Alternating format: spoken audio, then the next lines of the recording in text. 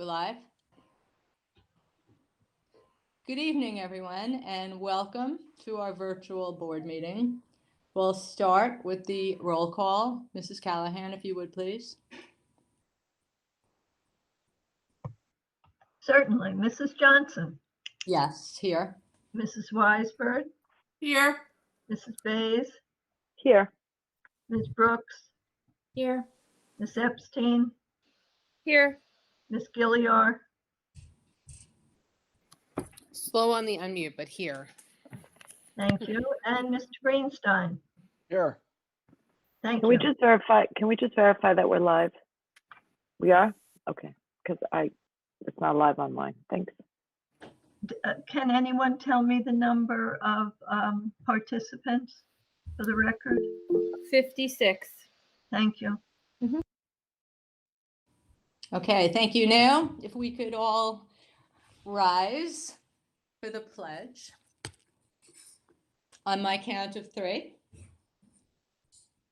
1, 2, 3.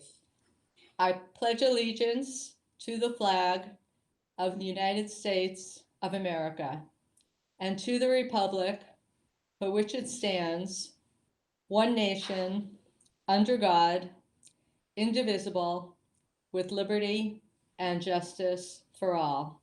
Thank you. Be seated.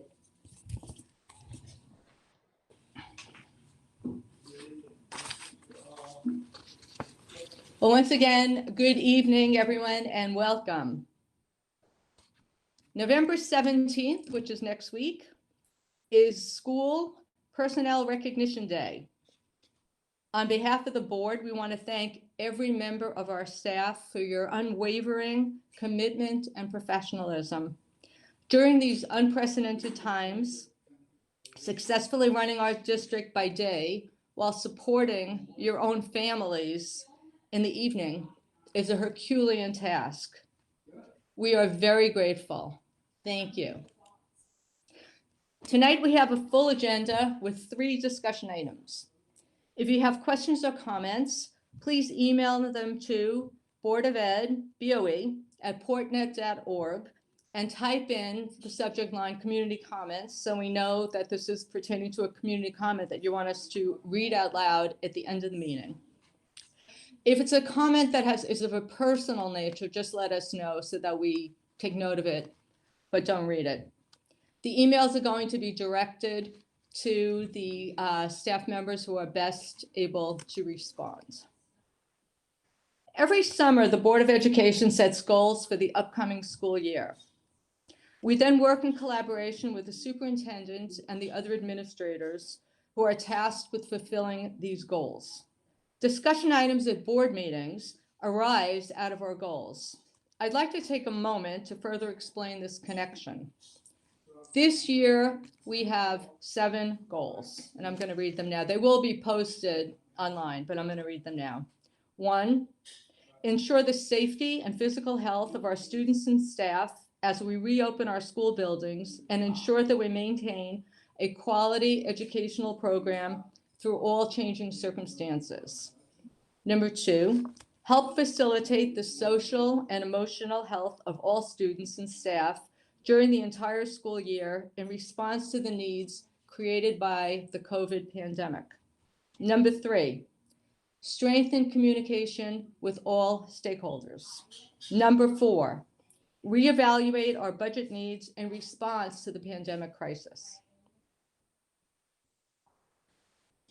Number 5, develop a long-term budget plan to support our district vision, mission, and 5-year strategic plan, as well as determine funding sources for major capital improvements. Number 6, encourage a learning environment and curriculum that will work to close the achievement gap by giving equal access and erases inequities for all students. Number 7, develop hiring policies and encourage recruitment from a variety of resources that ensures we have a highly qualified and diverse staff.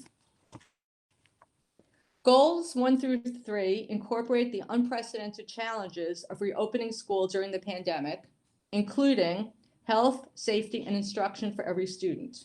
We've discussed how we are meeting these goals at previous meetings and are continuing to do so.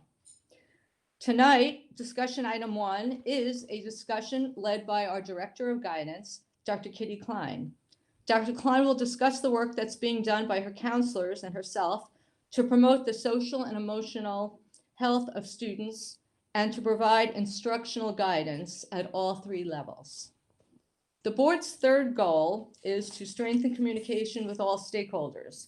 Many of you participated in the parent survey posted about 10 days ago on the website. The responses are in. Thank you. Dr. Hines will be presenting the results tonight, which is discussion item 2. Your participation gives us greater insight into the student experience this year and where we need to focus. The survey is a great communication tool because we get to reach so many parents that we don't always hear from. There will be more surveys in the upcoming weeks and months, so look for them and we'll keep you apprised. Goals 4 and 5 relate to the budget, which is always a critical part of our work. Tonight, the board will be voting on a resolution to approve pandemic expenses, and that's goal 4 for this year. Goals 6 and 7 embody our longstanding commitment to creating a district culture that is inclusive, diverse, free from implicit and explicit bias, and one in which every student embraces the power of equality and equity.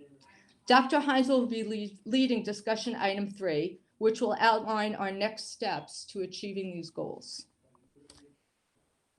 That's it for the goals. Finally, COVID numbers are rising in Nassau County and in Port Washington. Our building protocols are working, and to our knowledge so far, no cases have been spread in our schools.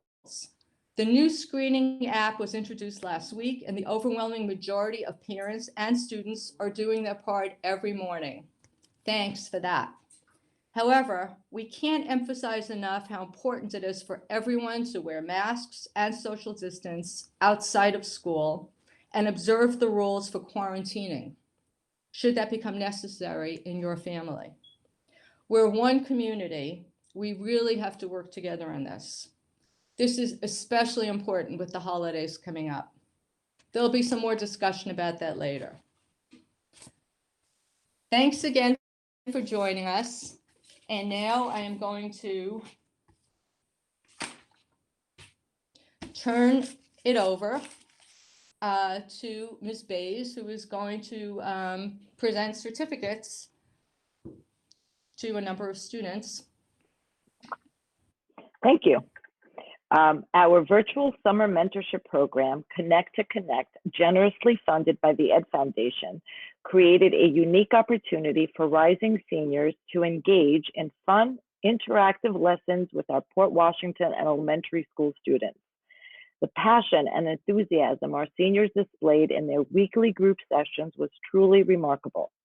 The seniors went above and beyond to think outside the box and ended each session with highly creative lessons and activities while fostering positive relationships between themselves and the elementary students. All of the seniors listed below have exemplified the leadership skills, traits, and characteristics that our Port Washington School District looks to instill in all of our students. It is with great honor that we recognize the following seniors for their dedication and commitment to our summer program. They are Grace Barragan, Emily Berman, Chloe Binstock, Joseph Chang, Yasmin Dehimi, Samantha Freed, Abby Garfin, Samantha Gibbons, Danny Gutenplan, Kyra Hershkowitz, Carl Hirsch, Charlotte Kirpin, Nate Kimball, Hope Lane, Michelle L'Enfant, Jocelyn Lee, Ashley Lee, Henry Meyer, Emily Milgram, Becca Packer, Alyssa Puglisi, Julia Rapacciulo, Avery Silfin, Rebecca Snyder, Kate Seigman, Amanda Strobe, Amy Suwanatat, and Eric Tang. Congratulations.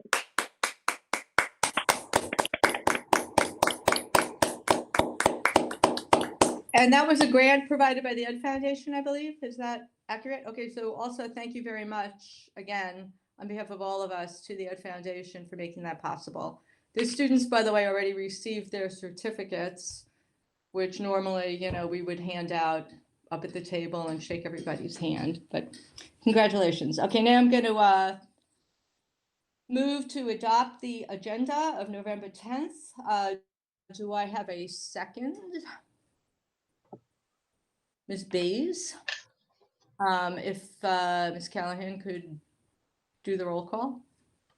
Yes, Mrs. Johnson, Yes. Mrs. Weisberg, Yes. Mrs. Bays, Yes. Ms. Brooks, Yes. Ms. Epstein, Yes. Ms. Gilliar, Yes. and Mr. Greenstein. Yes. Thank you. Okay, we're going to now move on to the report of the superintendent, including the enrollment report from our assistant superintendent, Dr. Shields. I don't know who wants to go first, but you may decide. That'll be Dr. Shields, and then I'll follow after him. Thank you, Dr. Hines and President Johnson. The enrollment report was last run for the district on November 4th. As of November 4th, we have 5,245 students in our district. As I shared with the board at last month's meeting, that's a decrease in enrollment. It's a slightly larger decrease this month, 183 students from year to year from this time last year. If you're wondering what the breakdown is by level, that's a decrease of 132 students at the elementary level, an increase of 8 students at the middle school level, and a decrease of 59 students at the high school level. I'd shared with the board via memo following last board meeting about the specifics on that. But the net reduction at the elementary level was due to smaller incoming kindergarten class compared to last year's 5th grade. And we also had some students that left for private schools and moved out of the district. And that the decrease at the high school level, half of that decrease is due to a larger graduating class this past June compared to the incoming 9th grade class. And 29 students, the other 29 students that left included 15 that moved out of Port Washington and some students that went off to private schools instead of staying here in Port Washington. Thank you. Thank you, Dr. Shields. Thank you, Dr. Shields. I'm going to defer my comments until I get to my 2 discussion items, if you wouldn't mind, President Johnson. And before you go to item 8, I just want to say I bumped into Diane at Manor Haven, and I think we're going to the award of tenure. I'm not going to say anything. I just want to say congratulations. I saw her today. She's so excited and she's very thankful. So if she is watching tonight, I just want to give a shout out to her because we're very proud of her. So I turn it over back to you. Okay, well, you kind of, killed the opening. I kind of did. Sorry. No problem. Tonight we are going to award tenure after we vote, but tenure to Diane Marie Eaton-Smith, who is a teacher assistant at the Manor Haven School. I am now going to make a motion and the resolution that we award tenure to Diane. I hope you're watching. Okay, Ms. Callahan, do I have a second? Sorry, do I have a second? Okay, I'll Emily second. Bates. Thank you. If you could do the take the vote. Yes, Mrs. Johnson, Yes, happily. Mrs. Weisberg, I am happy to say yes as well. Mrs. Bays, Absolutely. Ms. Brooks, Yes. Ms. Epstein, Yes. Ms. Gilliar, Yes. and Mr. Greenstein. Yes. Thank you all. Okay, well, once again, congratulations. Well deserved. Okay, moving on. Moving on to item 9, which is the adoption of the Board of Education meeting minutes. We have minutes from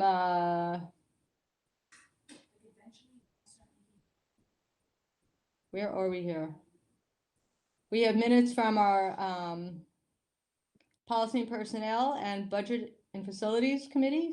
Is that my correct? And the BOE meeting on 10/31 Yeah. and the executive session from 10/31. Oh, okay. Thank you. Do I have a second to approve them? It's Okay. 10:13, not 10:31, 10:13. isn't it? October 13th, yes. I know I can't Yes, read it. sorry, yes. Sorry, yes, guys. 10/13. It's Good. blurry. I know Okay. it wasn't there on Halloween. Okay, Julie, second. Ms. Callahan, if you could take Yes. the, Mrs. Johnson, yes. Mrs. Weisberg, Yes. Mrs. Bays, Yes, Ms. Brooks, Yes. Ms. Epstein, Yes. Ms. Gilliar, Yes. Mr. Greenstein. Yes. Thank you. Thank you. Now we move on to the first of our 3 discussion items, and I am going to turn it over to Dr. Kitty Klein, the Director of Guidance. Thank you. And I'd just like to start out and just say good evening and thank you to the Board of Education, Dr. Hines, the central office team, and our community residents. It's truly a wonderful opportunity to be able to speak on behalf of the guidance department and share some updates taking place throughout the district. So without further ado, if my PowerPoint can certainly be uploaded and presented, that would be great.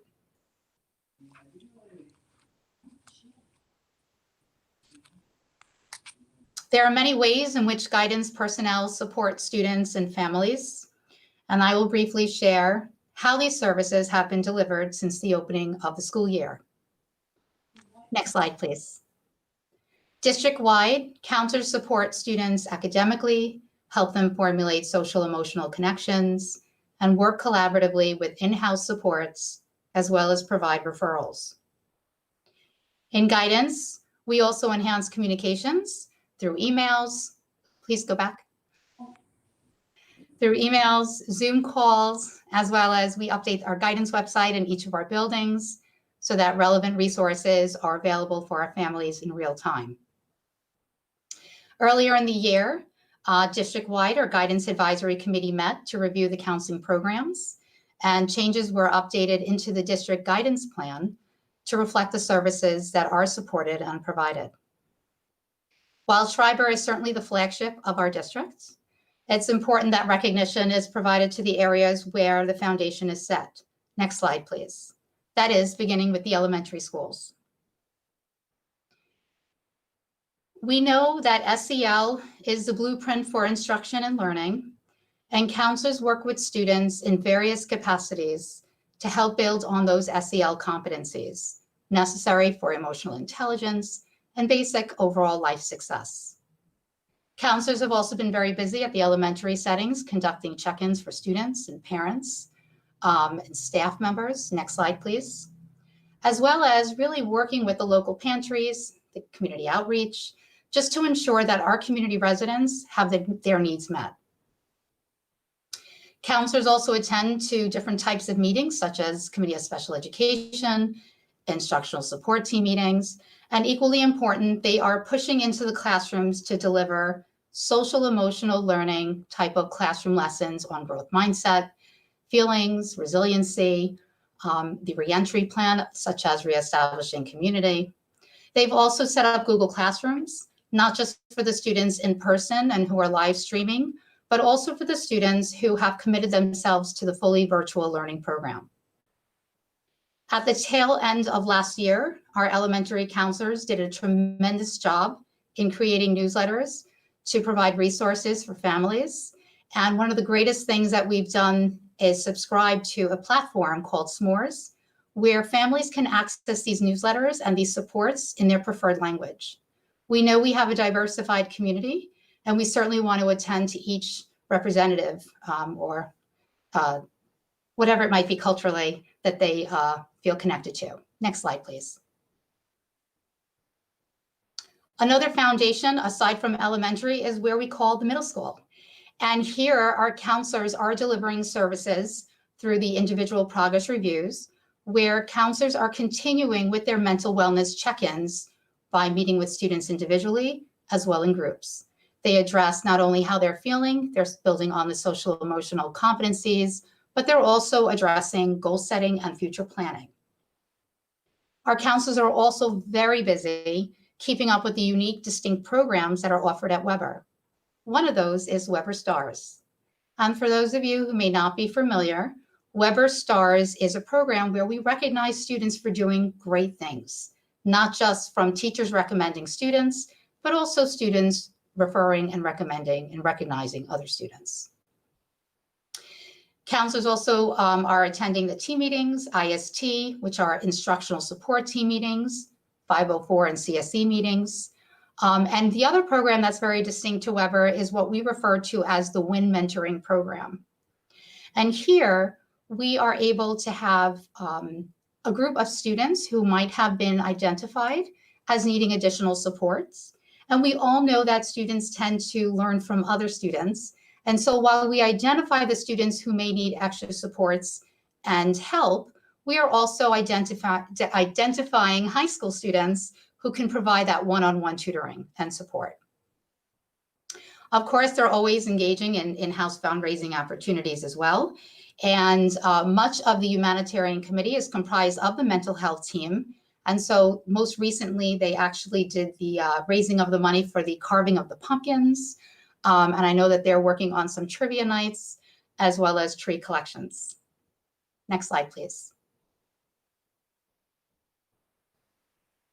So aside from providing counseling services directly and indirectly, pushing into the classrooms, meeting with students, working on various programs, but counselors also coordinate and host the parent-teacher conferences, ensuring that parents that need to be involved, parents that need to be connected with the staff are set up. Once these meetings take place, the counselors certainly follow up to ensure that action plans and goals are followed through. They also collaborate within and outside supports for at-risk students, and that's just not within the supports in the district, but sometimes outside local agencies. All the counselors had pushed in within the first week or two into every single classroom in grades 6 through 8, making sure that students did feel a sense of connection as they walked into what was once their home as they abruptly left the previous year. They provide students an acknowledgement and understanding of what their role is as counselors in the middle school. And they also welcome students new to the building, particularly our 6th grade, ensuring that their transition needs have been met. About a few weeks ago, I presented to the Weber HSA on the topic of supporting students and how they can decompress and what parents can do to help. And again, it's just ongoing collaboration with the mental health wellness team, as well as teaching staff. As we move up, next slide, please.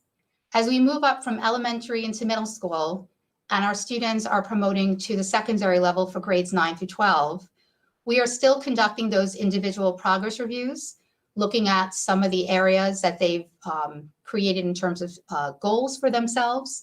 We're looking at not just their emotional wellness, but we're also monitoring their academics and how that aligns to their future planning, college and career readiness goals and benchmarks. Counselors also at the high school make outreach calls. They work with the social workers and the psychologists to customize programs and plans that work in the best interest of students.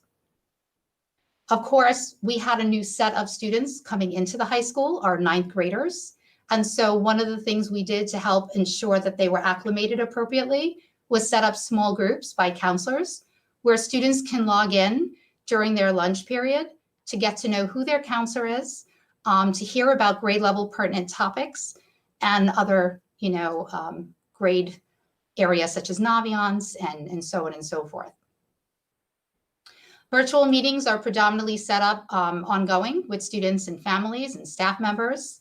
But one of the biggest concerns we, of course, had is not just the students entering into 9th grade, but the students who are in their senior year planning for their transition into the next level, into the next stage. And so meeting with seniors individually through Google Meets, phone calls, setting up group sessions to go over the college application process was something that we intimately and really carefully strategized in terms of offering a number of opportunities. Next slide, please. So just to be a little bit more, hone in more specifically, if you will, we recognize while each year Schreiber does a phenomenal job of hosting mini college days and individual college representatives to come and meet with students to engage in face-to-face contact. We recognize that due to the pandemic, this was something that was really a challenge for students to formulate additional connections like they once had. So this year we hosted individual virtual college meetings where instead of having colleges come in small or large groups, we had links established for every single college to represent varying needs and interests of students. And we'll show a little snapshot of that in Appendix A when we get to the end. We also inform families of upcoming fairs. Of course, our families could not go visit, college fairs, college campuses due to the growing pandemic, and certainly not being able to attend information sessions live. That was certainly a disadvantage. So we brought that to our families. In addition to the individual virtual college meetings and fairs, we also hosted presentations. Our college application workshops that were offered in August were a series of workshops to help students early match their college applications to our communication platform that we refer to as Naviance. We offer the Senior Guidance Student and Parent Night. In the past, our students would be meeting with their counselor in small groups, sort of like an assembly. So we wanted to ensure that every student knew the process. So we met with them during the evening by counselor with their parents, almost bridging that relationship of the student and the parent in the process of college exploration. We offer this year 2 financial aid nights in English. We certainly recognize that many of our families lost jobs. We're engaged in an economic crisis. Many families were furloughed. And so we had 2 representatives. One came in the beginning of September for those families who were earlier on in the college process. And we had Mary Rickard from Adelphi University present on the financial aid process. And then most recently, a few weeks ago, we had Jean Rogers from Malloy. We also offered financial aid presentation in the native language for Spanish-speaking families. We wanted to make sure, again, that language was not a barrier in being able to seek opportunity and access for post-secondary education. We were very fortunate to have Lucila from Monroe come and speak with our families virtually. Again, we offered Freshman Parent Night, Naviance, and there were 2 distinct presentations partnered with the SEPTA group and offering presentations on the transition to college as well as high school diploma options. So while we are offering an array of different types of services and programs, it's always important to have a barometer of how are we doing and what we're doing, is it making an impact? And so a college process climate survey was designed through our Naviance program. It was very customized, very small and personal, just asking students, how do they feel about the process? Are they getting the resources that they need? Do they feel that they're equipped to take the necessary steps for filing applications? Very surprisingly, not surprisingly, I should say, the feedback has been really positive, and I'm certainly looking forward to more students engaging in that survey and completing that over the next week or 2. Next slide, please. So this is just a quick snapshot of some of the individual college virtual visits that were put together and hosted for these colleges. Next slide, please. And this is a continuation of some of those schools representing state schools, private, religious affiliation, and so on and so forth. Next slide, please. Appendix B really earmarks and highlights just a sample of the college fairs that we thought were really important to showcase here tonight. You'll notice that where there's a plural, like Coalition for College Virtual Fairs, it wasn't one event, but it could be 3 to 5 or over the course of 2 weeks.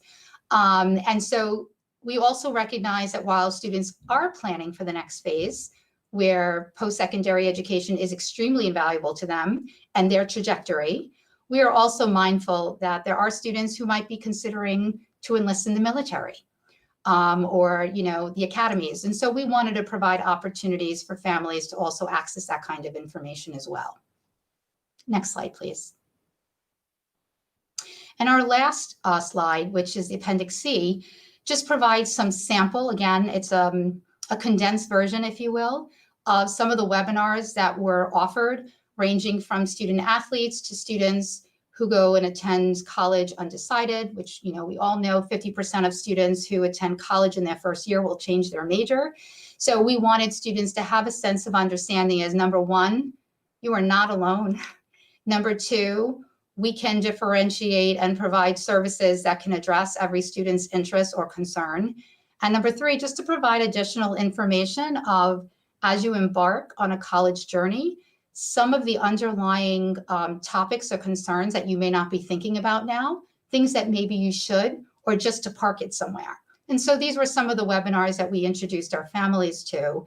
And more importantly, webinars that I know could be recorded, because as a working mom of three, I know the value of making sure that when information is, you know, sent out, that there is the receiver who's able to take a look at that.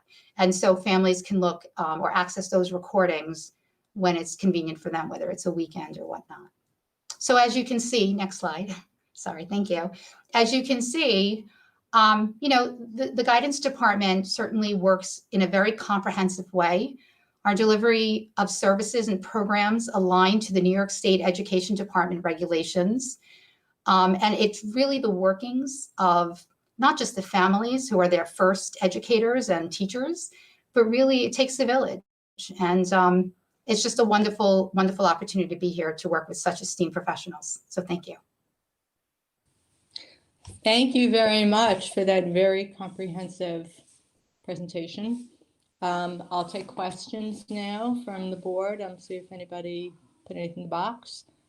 Okay, Larry, then Rachel.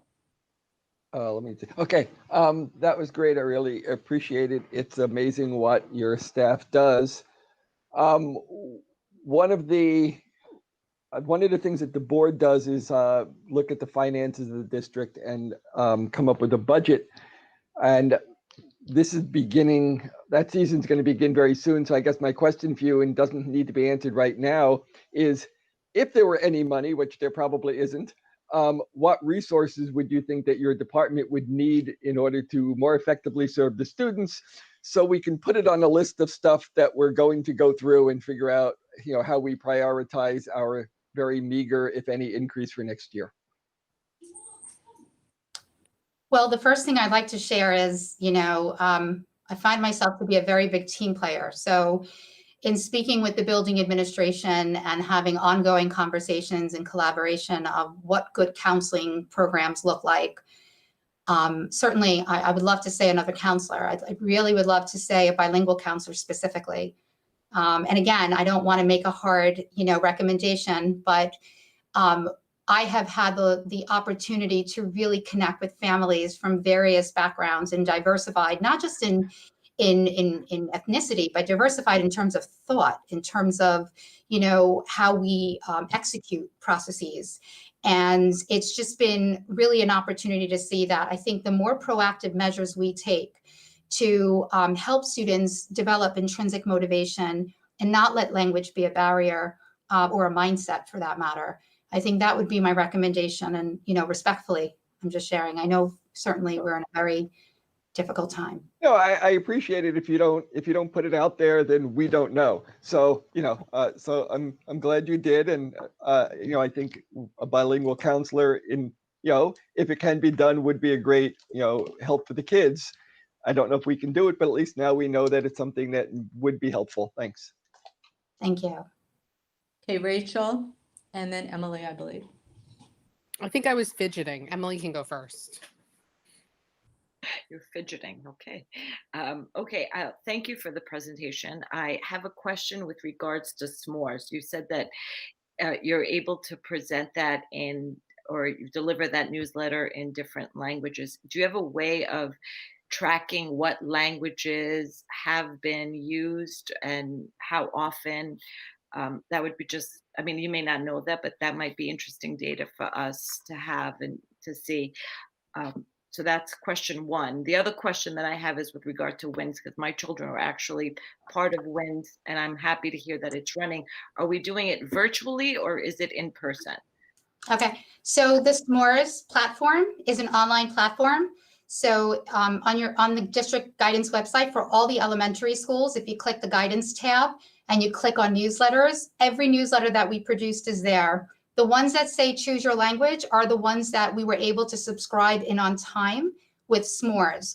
The platform, to my knowledge, doesn't allow us to kind of regulate the numbers, but I can certainly look into that because I definitely agree that's definitely good data to use in terms of how we drive future instruction in terms of should we be, broadening this up to a larger scale? So I'd love to look into that and get back to you if that's okay. Thank you. In terms of your second question with WINS, we had a meeting. It was a virtual meeting, just so you know. It took place last week for students who were interested in serving as a mentor. And so the students who learned about the information would then decide or let us know if they're still interested in pursuing it. And if so, they would then be matched to the student or the students on one-on-one virtually to meet.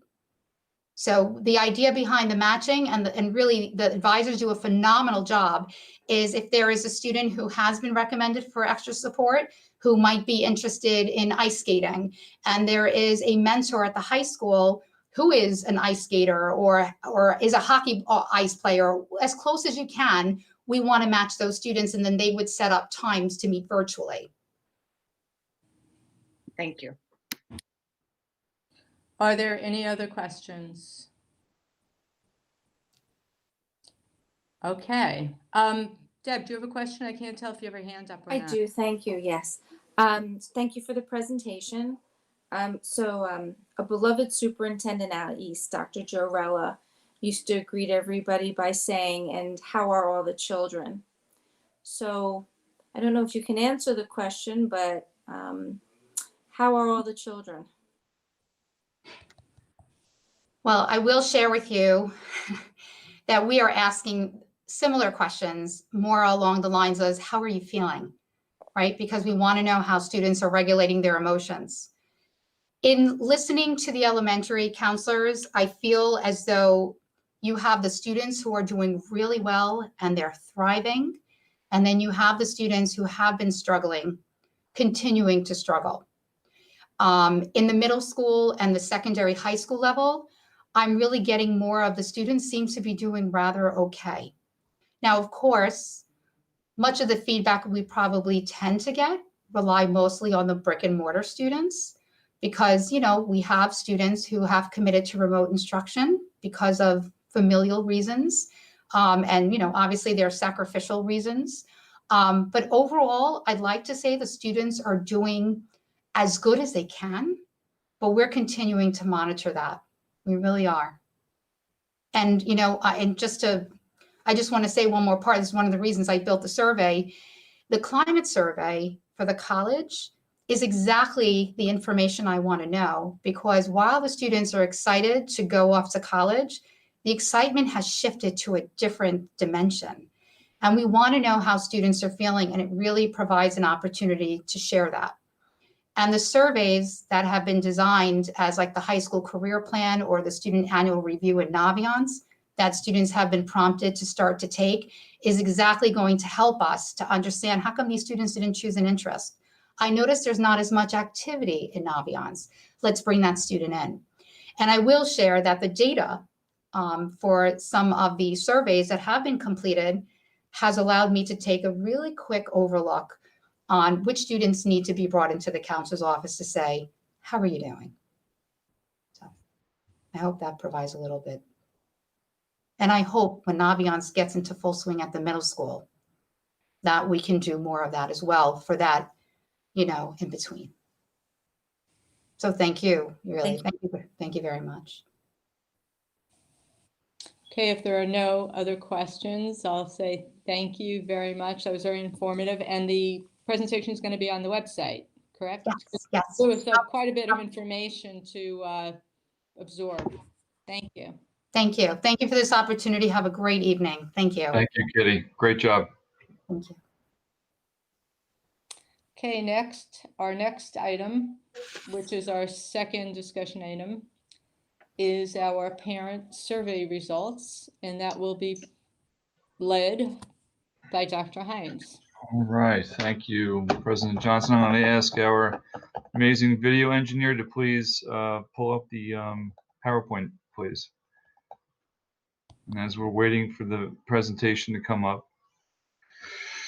for those who are watching, I think we're around 100 viewers, so that's happy to hear that. I want to start by saying, you know, the school district, and I'll say the cabinet has done a lot of listening over the past several months, especially since the summer. And one of the things I think that has been abundantly clear is that the feedback loop needs to be better, meaning that it cannot be one direction, not the band. I'm talking about one direction as far as us sharing information and not receiving thoughts from not only our school community, certainly our staff, and I want to include, of course, the students we're serving as well. So this was our first go at it. And when I say our first go, we are literally just dipped our toe into the water. I know President Johnson talked about the fact, as far as the board's goals to effectively communicate with the community. This survey was very simplistic. It was done clearly with SurveyMonkey, and I want to thank all the parents who took the time out to fill this survey out. But it is by no means where we are starting and ending. This will be a continual process. And I share that with you before I move into the survey, because right now we are looking at, when I say we, cabinet is looking at 2 different platforms that will allow us to communicate more with our community and staff. One is called K-12 Insight. It has a function on there called Let's Talk. And I have to say, after doing a lot of research on it, there are many school districts across New York State and outside of New York State that utilize this wonderful tool. And there's a lot to like about it. The other platform that we are reviewing right now is called Thought Exchange. And we have several local school districts that are utilizing this powerful tool as well. And at some point in the very near future, I will ask the board to go with one of those platforms, because again, clearly we need to make sure this feedback loop is continual. And so whether it's our future work on our vision, our mission, defining our core values, creating our 3 to 5 year strategic plan, and or just wondering what the community's thoughts are about the budget. There are several ways that we could tap into your thoughts and feelings in order to move forward. So there is a short-term plan. There will be a long-term plan when it comes to doing it. But this literally was the first step. And again, it was done with SurveyMonkey and some very simple questions. Now, the survey was administered in both English and in Spanish. And so I will share both results with our community. So without further ado, I'm going to ask to move to the next slide. And the first question on the survey had to do with how would you rate the quality of instruction that your child or children has received since school began in September. If we go to the next slide, John, if you wouldn't mind, because that's where the real numbers are. So when we look at the numbers, it shows you a bar graph, and then it'll break it down percentage by responses. Now, before I even get into this, I really should have set the table with the fact that as far as a response rate, we had as far as I'm concerned, I was very pleasantly surprised with the number of parents who took the time to fill this information out. So it ranged. I'm going to use the number 842. Well, not just because it says it on the slide, but it does range because sometimes some parents or individuals chose not to fill out certain responses. Okay. So what I'm looking at with the first question, how would you rate the quality of instruction that your child has received since school began in September? I'm looking at good, very good, and excellent. And if you combine those three answer choices, we're looking at roughly 79% feel that the instruction, the quality of instruction is either good, very good, and or excellent. So that was the first. And by the way, I shared this with district office administrators, and I also shared it with all of the administrators in the school district as well. I wanted them to see what our parents were thinking and feeling in relation to this first go around of surveying our parents. So we're at 79% for quality of instruction. Let's move to the second slide, please, which is how has your child's remote learning experience been so far since school began in September? And again, when we move to the next slide and we look at the numbers, you know, if we look at very satisfied, satisfied, I'm thinking, you know, neither satisfied nor dissatisfied is neutral, right? So if you combine those three answer choices, again, we're looking around 79% as far as overall what the parents were thinking and feeling regarding the remote learning experience. Now, mind you, this was not drilled down to specific schools. So we can't say this is just at the high school, or this is just at Sousa or Weber. This is in general. And again, it was to give us a very general sense as far as what parents' thoughts were in relation to remote instruction. If we go to question number 3. Question number 3, and I have to be honest, and I shared this with the board and I shared this with our administrators. I was a little nervous sending this question out because it has to do with district's communication. And I could tell you with 100% certainty that we take this very, very seriously as far as how we communicate, not only with our staff, but certainly with our community. And so when we framed this question, and then the answers range from excellent to poor, if you combined excellent, very good, and good, we are around 73.5%, 74% as far as the parents who responded feel like we're doing either a good, very good, or excellent job. And there's always room for improvement. And I truly believe when we move to a platform, as with the two that I mentioned before, that will only increase and it will get that much better. So going to question number 4, which I know Ms. Klein was talking about or was asked about, social emotional health of our kids, right? So this is asking our parents, based on your knowledge, how is the social emotional health of your children? How has it been since September? Move to the next slide, and the answers range from above average to average to below average, right? So if you look at average and above average, we're around 82%, which is interesting. And again, I know some of us would like to know, well, where does it fall with our high school kids or elementary kids or primary kids at the elementary level? We didn't dig that deep, but we will. We will at some point. This is a very general survey. And as you know, President Johnson was saying before, we will have more targeted surveys to find out what people are thinking and feeling. Now, if we move to question 5, which is how safe do you feel your child is within the physical school or schools during the pandemic? If you move to, that's right there, you're right on it, John, thank you. If we look at extremely safe, it ranges all the way down to not safe at all. For the most part, if you look at extremely safe, very safe, and or somewhat safe, we're around 91%.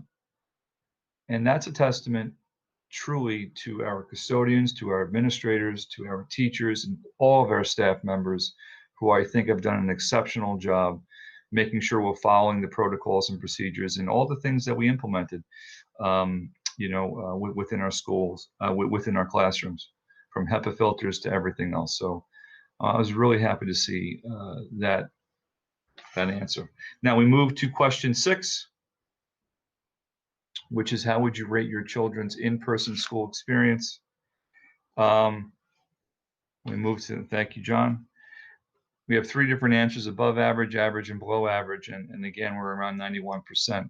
with above average and average. So that gives us a very general sense as far as at least where 800 plus parents are, what they're thinking and feeling in relation to those 6 questions. Now, there was a question, of course, related, just asking for feedback, qualitative thoughts and feedback. And if we can move to that, John, thank you. There were themes that emerged. And, in order to make it onto these 2 slides, they had to be there over 20 times. They had to at least surface in some way, shape, or form at least 20 times as far as for it to be qualified or quantified as a theme. And I have to say right off the get-go, there were many words of appreciation, which I can tell you we all certainly appreciate. As far as what people think or community thinks and feels as far as how we can improve, we always want to know how we can improve, but it's also nice to know what we're doing well. And so that was shared many times. What has really surfaced many times is that parents are looking to have their secondary students, children, I should say, back in school. So Weber students, high school students, they're wondering why we can't have all of them back like we do our elementary students. And so that was something that really surfaced often.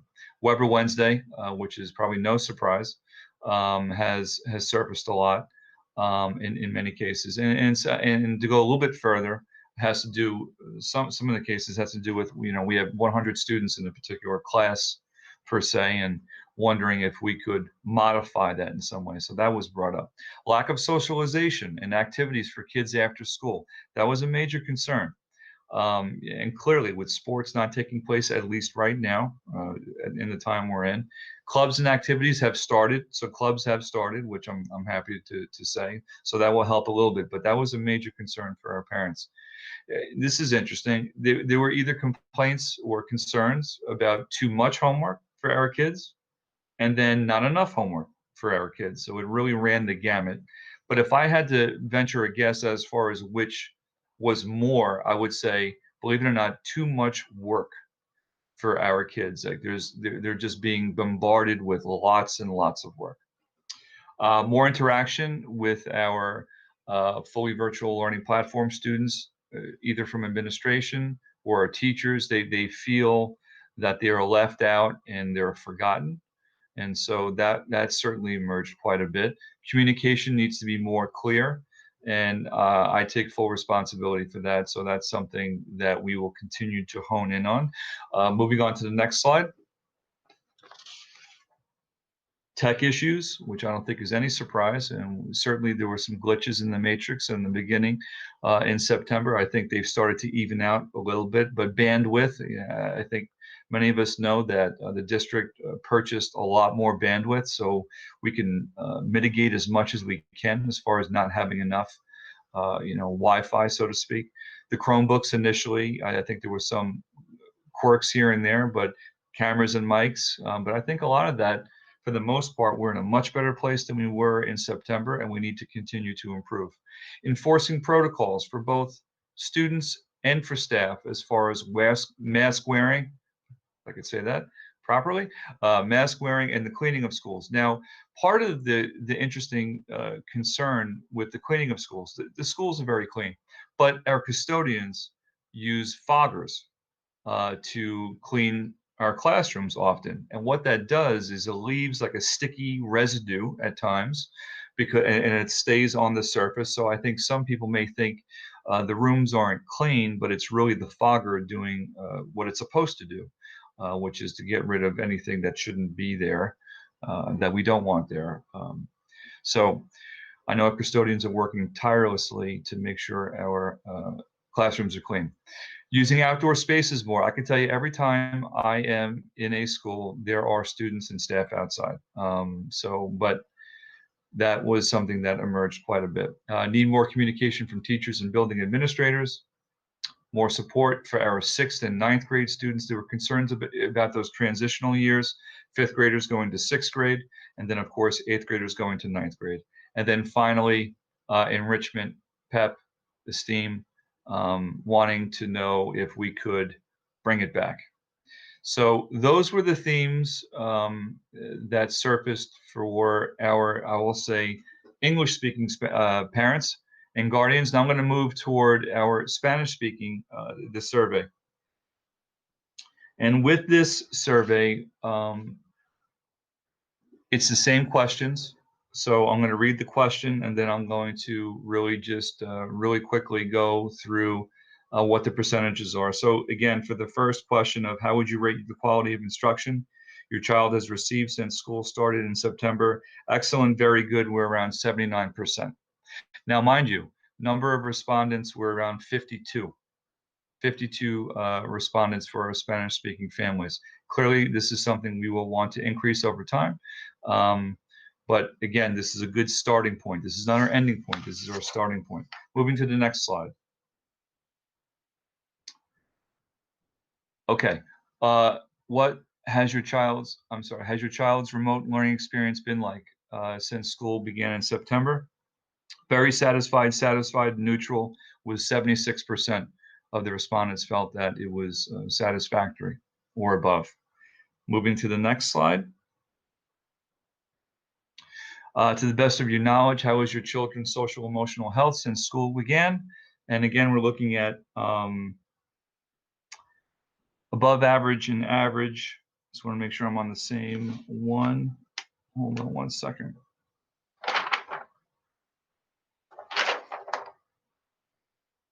Yes, sorry. We're looking, I think it was 81% that they felt it was average to above average. Moving on to the next slide, which is communication. Okay, so we're looking at communication between excellent and very good. Our respondents gave us, well, the average was 81% from excellent to very good. And then finally, we're looking at how safe do you think your child is in our physical schools during the pandemic? Between extremely safe, very safe, and somewhat safe, we're around 77%. So for the most part, you know, we're in the super majority. And then finally, it's rating your child or children's in-person school experience. Above average, we're at 96%. So that was a really nice percentage to see. We're looking at themes now. Not as many themes surfaced. There weren't as many responses, but the ones that did come up, again, a lot of words of appreciation, which we certainly were thankful for. More support from teachers, better communication was certainly that surfaced quite a bit. They want more days in school. Again, for our secondary level students, our Weber kids and our Shriver students want them, if it's possible, to go to full time. This was interesting. Interviewing students and listening to their perspectives. You know, and it's not rocket science. This is something we should be doing more often, which I'll talk about what I've done over the past couple of days very quickly. It sounds like everything I do is not very quick, but I promise I'll make that very quick. And then finally, hiring more teachers. That was something that they wanted to see there, to hire more teachers. So that was the survey. Again, it gave us some, I think, some really great starting information for the board, certainly for our administrators. And I'm hoping for the parents when we share this with you now, and we'll post the PowerPoint presentation on our district website. This feedback loop is something we need to and will do a lot more often. So more to come on that. And at this point, I'd like to open it to any questions or concerns that the board may have.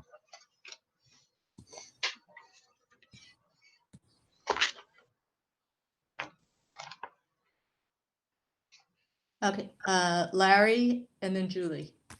Seems I always have a question. I thought the numbers actually were better than I would have guessed, which is good to hear, especially since people who are unhappy tend to be more diligent survey filler-outers. But I guess my question is, I wonder how different these numbers are than if we had done this 3 years ago when there was no COVID and everybody was in school. I wonder if there is always a level of people who are not satisfied for whatever reason, either expectations or family things or, or a bad experience. And I don't know if there's any data, that I know there's no data in this district. I don't know if there's any global data on that, but that would sort of be interesting to know how COVID has affected those numbers. Yeah, it's a good question, Larry. I'm not sure. What I can say is, and I've shared this with the board, I've also sent out a survey to our staff, and as far as what their thoughts and feelings are related to what's going on. And there have been a lot of news articles about staff morale and how staff is feeling, and it's the same thing I think for our parents. I was a little surprised too, to be honest with you, as far as especially with communication, because we do hear often that we should communicate more, or we should be more clear. So those numbers were higher than expected, but in the same frame of what we're talking about, it really wasn't nuanced in the sense of not knowing at what level some of these respondents were referring to. So was it more elementary based? Was it more secondary based? And again, that wasn't the purpose of it. It was a general litmus test. Let's jump in the water. Let's see what it feels like. Some really good starting information, and then for us to progress to using one of the two platforms to make this part of our DNA now as a school district. This is something that we haven't done before, so this is something. Test. That's right. It really was more of a beta test, but it was an important one because we have heard since March that we are not asking what the community thinks or feels or what the staff thinks or feels, and now we will. Emily was actually next, and then Julie. No, actually, it's Julie next. Julie's next, and then Emily. I had to on my list. Okay, Julie. It doesn't matter. So I'll just build on that. So you answered some of my questions. Thank you, Dr. Hines, for taking the leap into this survey world. You know, I love data. So this is exciting from that perspective. So just curious on the going forward. First of all, this was kind of like you said, a beta test. But we want to make this part of our DNA. Are you waiting to do more surveys until we get a decision made on future platforms, or is this something that you'll still continue even if we aren't able to utilize the K through 12 and insight and thought exchange as well?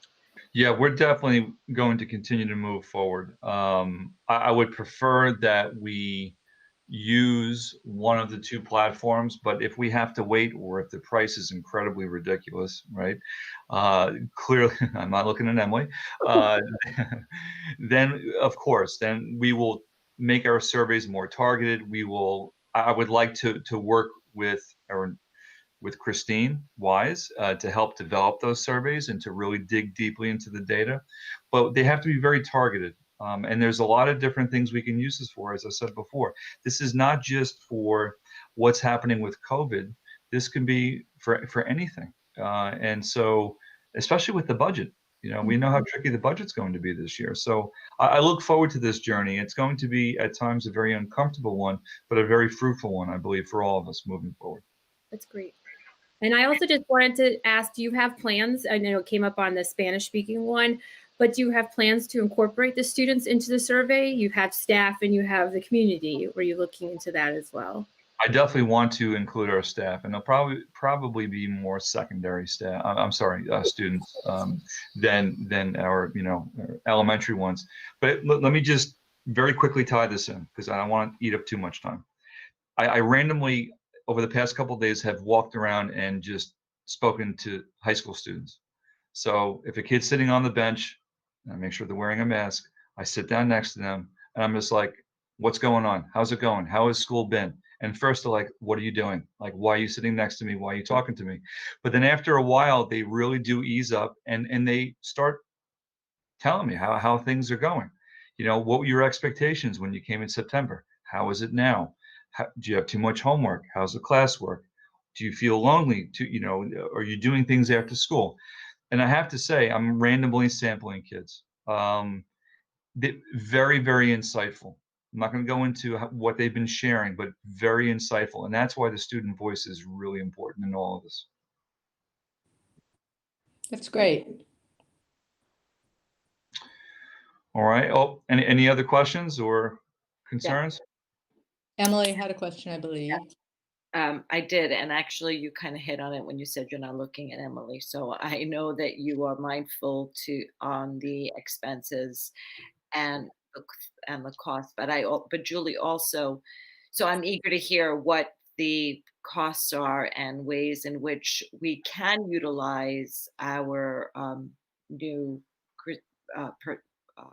and I forget what Christine's actual title is going to be, but if there's a way to use her ability to maybe hone down some of the expenses. I don't know what the program, how they would run. And I do think it would be great for us to be able to use the students and ask the students, because ultimately all the programs we deliver are to them, and they should be our real judges on how well we're doing. So I'm hoping that we can include all of that. We will be, what I guess the other thing that I want to point out is that we had themes of questions. And so do we have a plan on how we're going to address those themes or answer those questions? Do you plan on putting maybe a question and answer on the website on, frequently appeared themes and some sort of answers? I just would hope that people who have given questions have the opportunity to maybe get an answer or have it addressed in some way. Yeah, definitely. I think, and that's part of when I was looking at both of the platforms, it's not just here's what we're thinking and then that's it. We don't talk to you ever again. It's the continuation of that feedback loop. So now we have this information. Now the question becomes, what do we do with it? And yes, I wouldn't say it's going to be here are the themes, here's the answer. But what we're doing right now is what we will do, I should say, with district offices. We're going to look at what those themes are and figure out a way to attack them and to make them better, especially if they're really common thoughts. Okay. Thank you, Deb, and then Rachel. Thank you. I know the survey was up for in my opinion, a fairly short time. I think it was less than a week, maybe 4 days or so.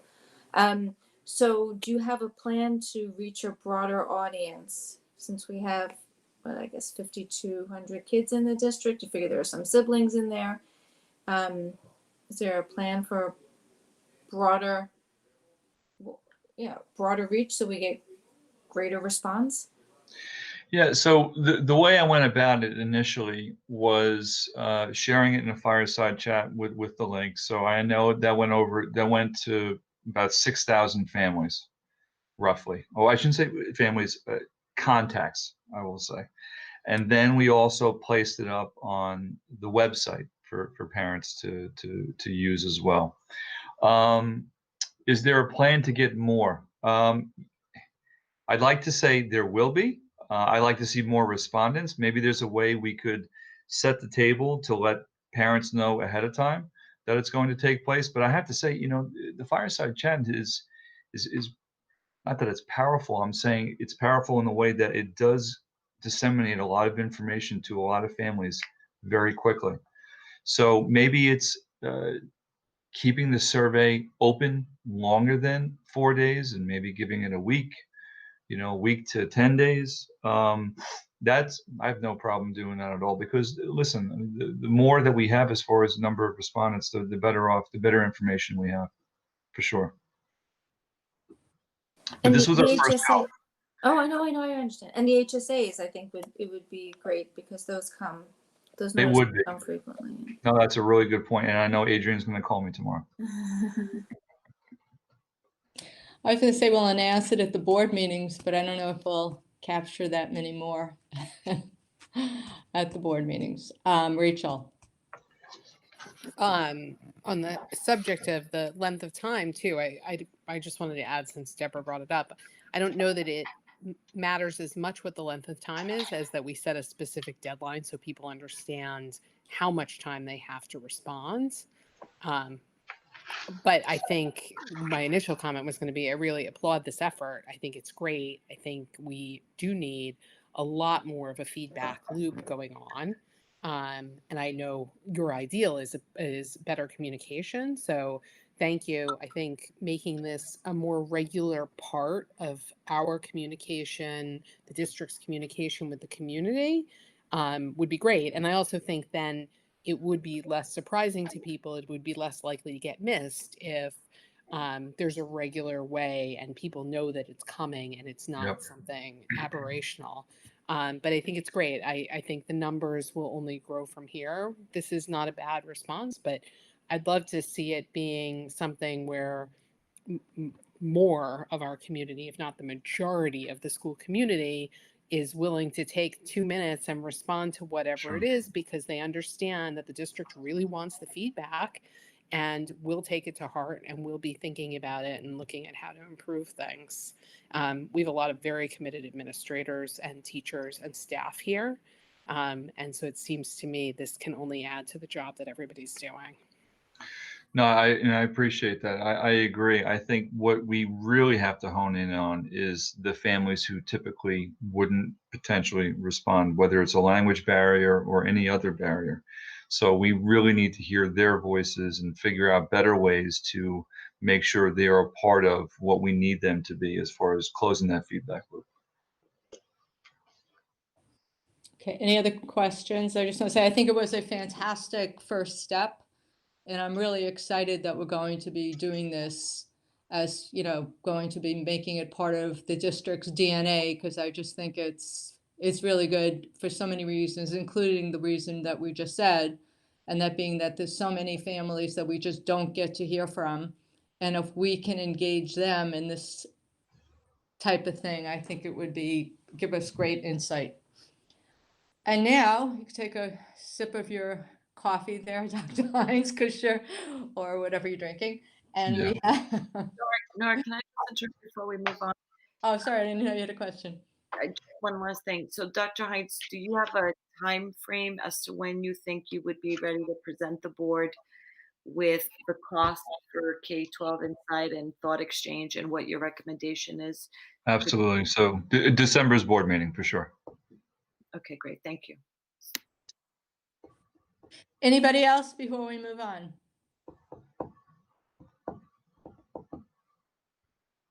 Okay, now discussion item number 3, Dr. Hines. Boy, you get to hear me twice. Lucky you. All right, so let's go into something that I know this is incredibly important to our Board of Education, certainly is to myself as well. And it's a major part of the board's goals. And I know in September at our board meeting, we spoke about developing a task force that focuses on culturally responsive education, equity, and everything else that surrounds that. For those of you who don't know, the State Education Department has this really wonderful document, right? It's about culturally responsive, sustaining educational framework. It's not that old, but it is really, not to use the R word again, robust as far as ideas and things that we can incorporate in the classroom. But this is just the starting point. So over the past few weeks, some board members and myself have met with 2 different organizations to help us on our journey and I will say over the next several years, because in order to do this right, we're going to need some assistance from the professionals outside who do this. And so we've spoken to Erase Racism, which is, I believe, right here in Syosset, so it's one of our neighbors here. And the other organization has to do with NYU. We all know a wonderful university, and they have the Metro Center for Research on Equity and the Transformation of Schools. And part of it has to do with innovations in equity and systemic change. So I'm going to, as briefly as I can, give you an overview of what the 2 organizations have to offer us. And then for me or us to I would make a recommendation to you as the board as far as what direction I think we should go in. So let me tell you very briefly about Erase Racism. Erase Racism is a regional civil rights nonprofit organization in, as I said before, right here on Long Island. And their mission is to expose forms of racial discrimination, advocate for laws and policies that eliminate racial disparities, increase understanding of how structural racism and segregation impact communities, the government, companies, institutions, so on and so forth. Now, what they have to offer us is a litany of video conference training, and it's related to 4 different modules. So if you wouldn't mind, I'd like to read what those modules are. So not only you, but the community can hear what they have to offer. Module 1 has to focus on the development of race and racism. So that's what Module 1 entails. And basically, it's video conference training to gain a deeper knowledge of these 4 key areas. The second one has to do with structural racism in history of the United States, and I think just as important, Long Island. So to really understand the underpinnings and the history behind how this came to be, not only from a nation, but certainly here on Long Island. Module 3 has to do with implicit bias, and I know we've spoken about this quite a few times since May and June. Microaggressions, institutional assessment. So how do you make the changes, and how do you make it stick after these things change? And I'll talk about what these things are in a minute. Then Module 4 has to do with not only institutional assessment, but then it's designed and combined with consultation services to assist us to implement a racial self-examination process. So it's more like an audit of what we do here from a policy standpoint, from a procedure standpoint, from a curriculum and instruction standpoint. So there's a lot of feedback, there's a lot of meetings, and there's a lot of conferences, and then of course we would have teams. Now I know they are partnering with several school districts on Long Island and assisting other districts with their journey and the work that they're looking to do. And so when we talk about the potential cost of moving potentially in this direction, for a group of 25 or less, it costs around $750 for each workshop. Now, it really depends on how we want to structure this. And I don't have the answers to that yet, so I'm giving very broad potential, what the cost will be. If we, let's say, had one workshop for all 7 schools, it's around $5,200. But if we do all 4 modules for all 7 schools, we're running around $21,000. And again, this isn't something that is for a year. This is not like an inoculation. You get a shot and it's over. This is something that is perpetual. This is something that's longitudinal. And so that's what we're looking at with the racism right now, as far as what they have to offer. And I know I'm being extremely broad as far as what they have to offer. And I can tell you, we met with Elaine Gross, who was amazing, and her team, and they seemed very excited to partner up with us, which I'm very thankful for. But then there's another side. Well, I shouldn't say side. There's another organization. If you don't mind me going, I'll just switch gears and move to NYU. What they have to offer, and I have to say it is extremely impressive as far as what they have to offer. So just bear with me for a second. So they've been around for about 15 years, and they've been contracted by the State Education Department, their Technical Assistance Center on Disproportionality. Don't ask me to say that twice though. Based on best practices, this particular organization, what they do is they look for systemic change, and they look to reduce disparities in the assessment, the placement, and the outcomes of students across race, socioeconomic status, and abilities. So the findings from their work indicate that after 4 years of implementation with, of course, high fidelity, districts and schools achieve statistically significant results in closing racial gaps across achievement, graduation, special education placements, and school suspensions. Now, I know we've spoken about some of those things certainly before, as far as how we want to close those gaps within certain subgroups. So they partner with over 75 school districts in New York State. They've delivered more than 70 trainings across the state as well. And so when they talk about the importance of the work that they do, they develop equitable systems to ensure equitable outcomes for all students. They incorporate culturally responsive education into beliefs, something we believe in, policies, practices, and procedures in another word, processes, to create sustainable system-wide structures. They develop a systems thinking approach to resolving root causes of inequitable outcomes, and they embrace all differences and reject the deficit model, which is probably my favorite one of all the different points that were there.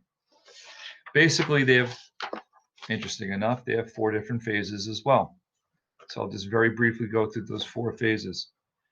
Phase 1 has to do with securing institutional support to address disproportionality and equitable systems, developing relationships and determining needs and negotiating services.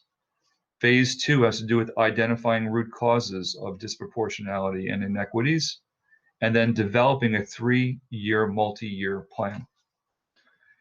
Phase 3 has to do with implementing changes in beliefs, policies, practices, and procedures related to disproportionality and equity, and then leveraging implementation science and creating and supporting, this is an interesting term, guardians of equity teams. So they develop equity teams, not only from a district-wide perspective, but from a building-wide perspective, to continue problem solving and addressing root causes. Root causes surfaced often when I was looking through what they have to offer. And then finally, phase 4 has to do with evaluating changes in the beliefs, policies, and procedures, and then measuring progress based on multi-year changes in the strategic plan.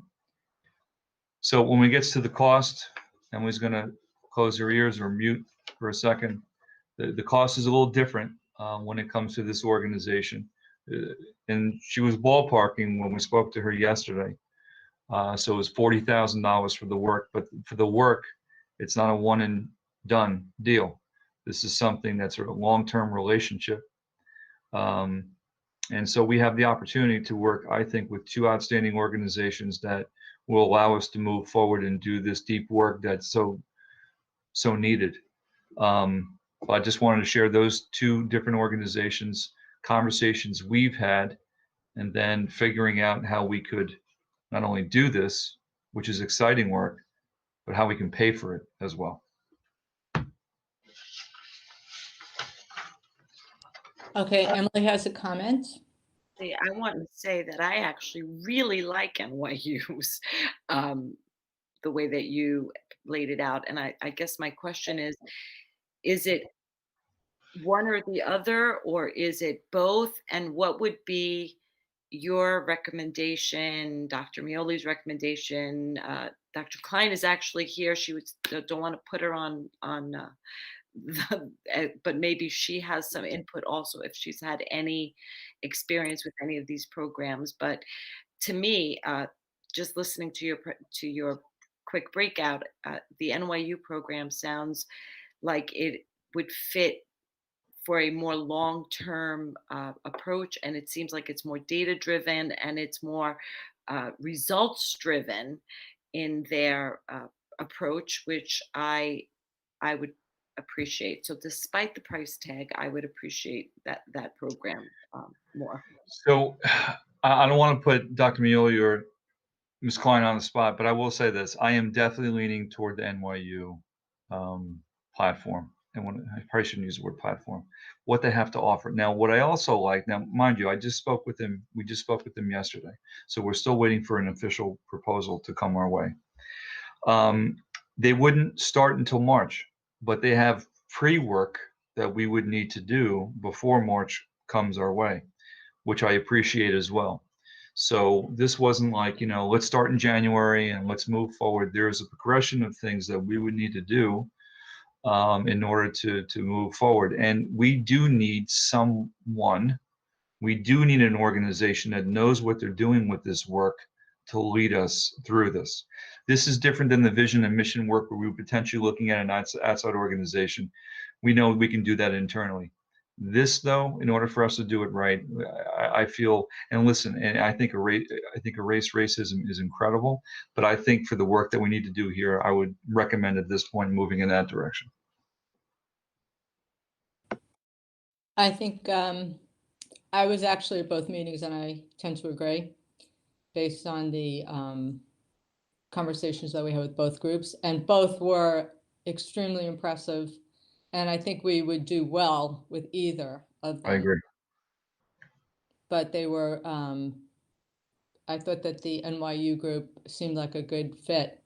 And the longer term plan was not appealing in the sense that it's going to take that long, but it seemed very, realistic. Even the start date, we're not going to jump in as fast as we would like, but there are things that we need to do to get ready to participate. I think Julie and then Larry. So I, just as a comment, I agree with what Emily was saying, and also you, Dr. Hines. And Larry and I actually had the opportunity of attending a seminar where NYU and a school they were working with presented some of the root causes, the outcomes, what it was like to work with them through NYSBA. And it was very informational, and it was lovely to hear how they did create that long-term plan, created those checks and balances for the school district so that it really is sustainable, right? The worst thing that you want to have happen is that you enter into something like this and you start it and you don't finish it, or you don't.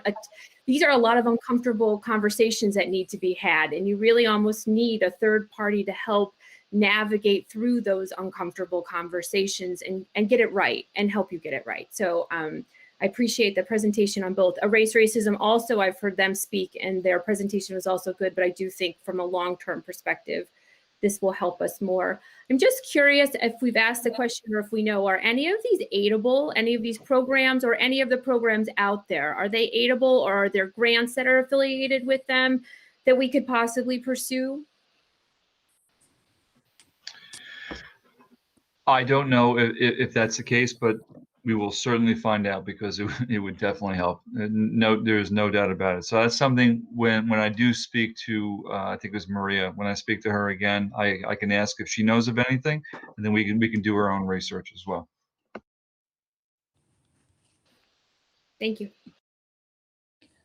I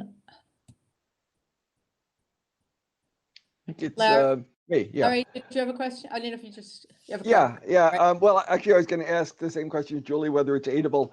But in the hearing the NYU presentation, it sounded a lot like how the ruler program is working. And I know, at least from Dr. Mioli's point of view, the way ruler works is very effective and has worked over the long term. So I think the idea of having sustained teams in each building being the leaders who then train their other people. If it works, if it works in SEL, it may work in culturally responsive education. I would imagine the dynamics would be somewhat the same. So the other thing is we might be able to, just put out to the community that we want to do this and accept donations into a fund and see what we can do. And anything we can do to offset it helps, helps the taxpayers and helps us help the kids.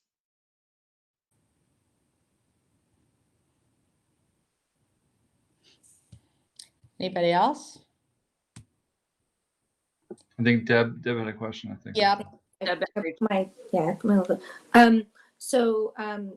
It's very important work and it needs to be done. So really, it comes down to, for me, what do we think is the program with the best track record? Do we have references? Do we have feedback from other schools that have used either of these programs? What their experiences have been, whether they feel it's been effective, meaningful, so forth. So what I do know is that they work directly with the state education department. So they've been contracted by SED. Now, it could be a good thing or a bad thing when we talk about SED, but that's a whole nother conversation. I will say, based on what I've read and what I've seen, I mean, it's extremely effective. As far as the school districts, we did have some preliminary conversations as far as any Long Island school districts, or were they more upstate school districts, big five school districts, city school districts. But we can get that information, clearly before we move forward. I could certainly be more pointed when I speak to her. Julie? I- Didn't you have any questions? No, it's But I think Rachel is ahead of me, right? Rachel? Rachel. Oh, sorry. Yes, I It's okay. am. So my first question was actually Julie's very good question about whether or not there's some outside sources of funding that we could explore for this. Aid, grants. I don't know if there are groups that would be interested in sponsoring as well. My second question is, we're talking about just these two groups, but I think there are a lot of groups that are doing something. Have we looked into others? Was it narrowed to these two, or are these the two that we think are the top? Are we still looking at what other groups might be available? And I do agree, by the way, this is important. And I'm glad that we're heading this direction because I think it's a really important part of the education. Yeah, so I haven't looked at any other groups aside these two right now. I could certainly see what else is out there for sure. I just know, I think because of NISBA and what took place in NISBA, this kind of came across my lap. And I already knew about racism and the fact that it's hyper local as well, which was always a good thing. So I could certainly do some research though, Rachel, and see what else is out there and then see what the price points are as well, and then report back to the board. And checking for anybody else having questions or comments. Julie? I just had one more. So speaking of uncomfortable conversations, has this conversation been had with administration and staff just to see their buy-in and their interest in participating in these types of discussions and programs like this? I know it's a board goal. I just want to know how far we've taken this in our development process. Nope, we haven't taken it far at all. Pretty much our efforts were getting the schools operational. So knowing that this was, time was of the essence, once we had our legs underneath us is when we started having these conversations about this. But it's a really good question, Julie. Yeah, because we're talking about it from 30,000 feet, but we need to really start talking about it at 5,000 feet and below. Okay, I think Emily wants to know what our action steps are. Wow. We are learning and implementing it at the same time. Triangle. That's good. So action steps. What I'd like to do is let me get the proposal from NYU. Let me continue to look per Rachel's recommendation to see what else is out there. And on top of that, let me see what other funding sources are out there to help offset some of these potential costs, and then report back to the board. That was perfect, by the way. Excellent. Okay, I think everybody has asked the questions and we can move on. We're up to committee reports. There was a policy personnel committee meeting on October 21st. Deb, would you like to report on that? Well, we did do an update during the last Board of Ed meeting about the last policy and personnel committee, but you had asked me, so I don't know if I want to bore everybody with what we did, but you did ask me to talk about the academic integrity. Well, we could, that's great, but we can talk about it now or when we get to it later, because it's on the agenda later, so maybe we'll do it. Right, because there hasn't been another policy and personnel meeting since. Oh, since our last board meeting? Yes, Okay. so I would just All be right. repeating what I said at the last board meeting. Oh, okay, thanks. So that's my bad. I thought that, That's I okay. forgot when the last meeting was. Okay, well. There's one coming up, but yeah. Yes, when is that one? That one is November 18th, and it's actually in the board docs. It says November 8th, but there's a typo, so it's November 18th. The next Wednesday, so it's a week from tomorrow. Yeah, next Wednesday. Mm-hmm. Okay.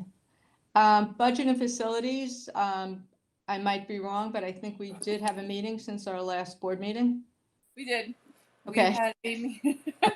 We had a meeting on November 2nd. Yes. November 2nd. We had a further update, which will continue at all of our budget and facilities meetings this year. I expect a further update on our continued additional expenses for pandemic spending. And then our larger portion of the meeting was dedicated to a conversation about some grant opportunities for the meadow at Guggenheim, a large piece of property that is environmentally protected and has been used by the school and the community for years, and some potential to actually improve that property. So we had a long presentation from Residents Forward and discussion about their proposals for that land. And I think those conversations are going to continue at our next Budget and Facilities meeting, which is November 30th, I believe. So we will continue to explore additional opportunities for some of that property that surrounds Guggenheim, to make some nicer outdoor space available to our students and our larger community. And that's it. Thank you. Okay, Curriculum Committee, we did have a meeting since our last board meeting. We have a lot of meetings. We do have a lot of if- meetings. So the curriculum committee met on October 29th. The subject of the discussion was social emotional learning, and we had a couple of very informative presentations from Dr. Stephanie Allen and from Kitty Klein. And I encourage everybody to watch it because there was a lot of information in it that I think would be helpful for all parents. It is available on the live stream. We are having our next curriculum committee meeting on December 3rd. I believe it'll be at 9 a.m. And the subject of that meeting will be what is curriculum? Sounds intriguing. Thank you. Okay, Safety and Substance, I don't believe has met yet. No, okay. Diversity Committee has not met yet, but our next meeting and our first meeting since school started is next Tuesday, November 17th from noon to 1 o'clock. And the link for that will be posted on the website, okay? We will be talking about a number of things. Dr. Hines will be our special guest speaker, and we'll probably talk some more about where we are headed with our work towards equity and inclusion and anti-bias. And it should be a very interesting meeting. I know I'm looking forward to it.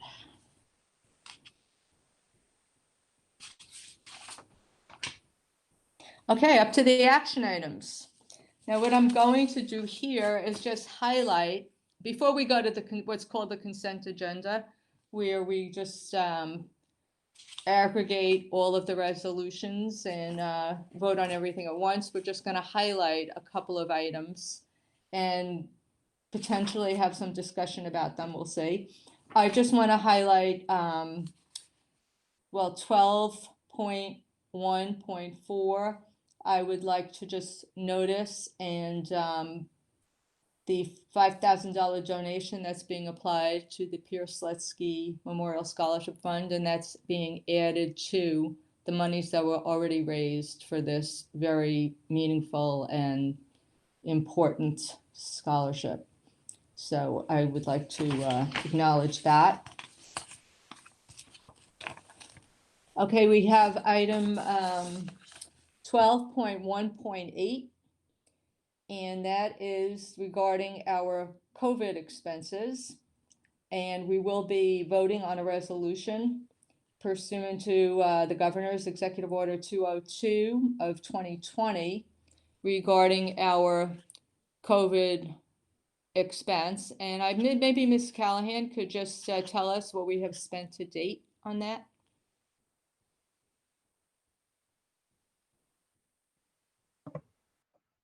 Yes. If you have the numbers handy. I do. I was just having trouble finding the microphone. Oh, okay. We have spent $3,705,115.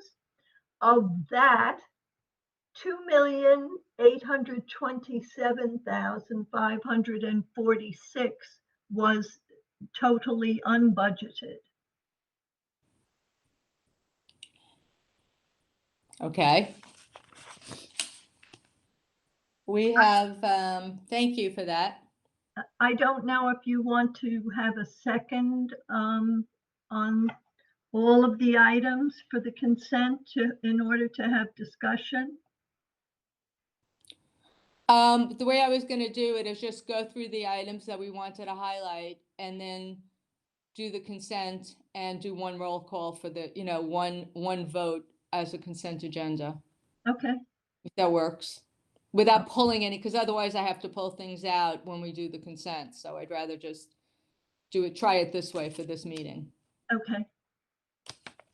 Okay, we have item 12.1.9, which is a transfer, approving a transfer in the amount of $17,800 for the high school softball trip, a release of claims. Would anybody like to that's something that maybe Ms. Callahan would also like to explain how that's being spent. Yes, certainly, Mrs. Johnson. The high school softball team was expected to take a trip last year, which did not happen because of COVID. There were some serious difficulties with the travel agency. In order to consider making any kind of compensation to the parents involved, releases need to be signed and money needs to be moved within the athletic department budget because the funds were actually expended and provided to the travel agency. Okay, thank you for that. The next, it's the first time we're doing it this way, if you're watching out there, so I'm shuffling a lot of papers. We have next item I wanted to highlight, actually the board wants to highlight, is 12.4.2, and that is under personnel, instructional. 12.4.2 is salary upgrades, and I thought perhaps Dr. Shields could just explain how that comes to be. How do our staff members get these salary upgrades? Yes, of course. Teachers take approved workshops and courses to continue their growth as educators. And we have a committee in the district made up of educators in the form of teachers and administrators that approve these courses and workshops that staff members take. And then twice a year, those changes in salaries that are a result of those courses taken by staff members are presented to the school board for those salary changes. You see that once in the fall and you see it once in the spring. So on tonight's agenda, you're seeing the fall salary changes for these staff members that are before you. Okay, thank you. Does anybody have any questions about that? Okay. The next item to highlight is 12.4.5, and it's the contract, the teacher's contract, and we have come to an agreement, the district and the PWTA, and we now have a signed contract that we will be voting on tonight. And I want to just thank the PWTA, all of our teachers, and all of our administrative, the team that worked on this. And we have come to, I think, an agreement that is a very sound agreement, and we can now move forward. So I want to congratulate and thank everybody for getting that done.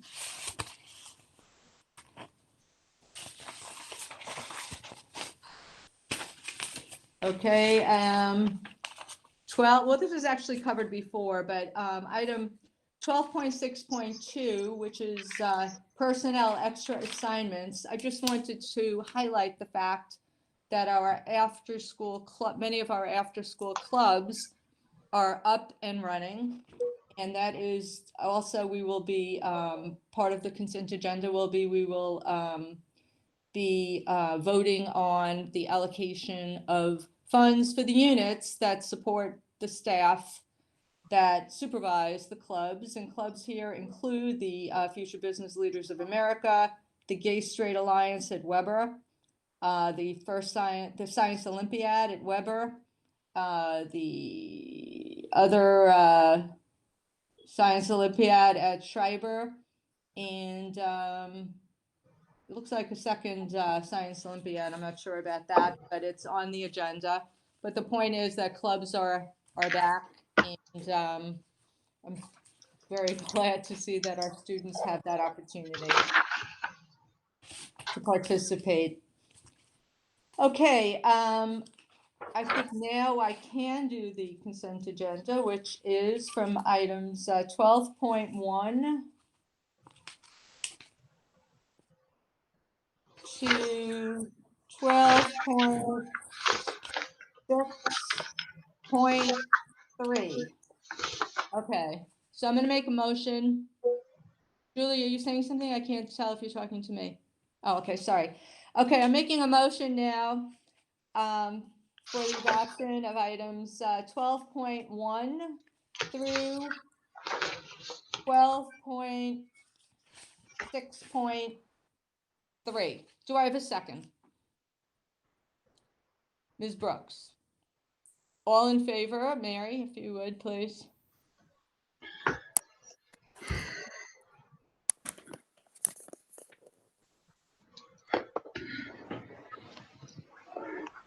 Yes.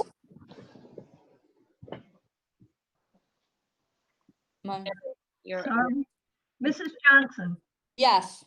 Mrs. Weisberg, Yes. Mrs. Bays, yes. Mrs. Brooks, Yes. Epstein, Yes. Ms. Gilliard, Yes. Mr. Greenstein. Yes. Thank you. Okay, thank you. Next, item 13 on the agenda, which is a board policy 5129, which is up for first reading, and it is a policy that is new to our district. And Deb Brooks is going to tell us a little bit about it. Thank you. The board last year decided that it would be important to have an academic integrity policy to mesh with our code of conduct policy. And we chose, instead of having it integrated within the code of conduct, that it was so important, we didn't want it to get lost, and we made it a standalone policy. And Dr. Hines, I believe you introduced the template for this policy, so I thank you for that. It's very important, I think, for students to understand that in addition to trying to be academically competitive, it's also very important to have integrity in that process.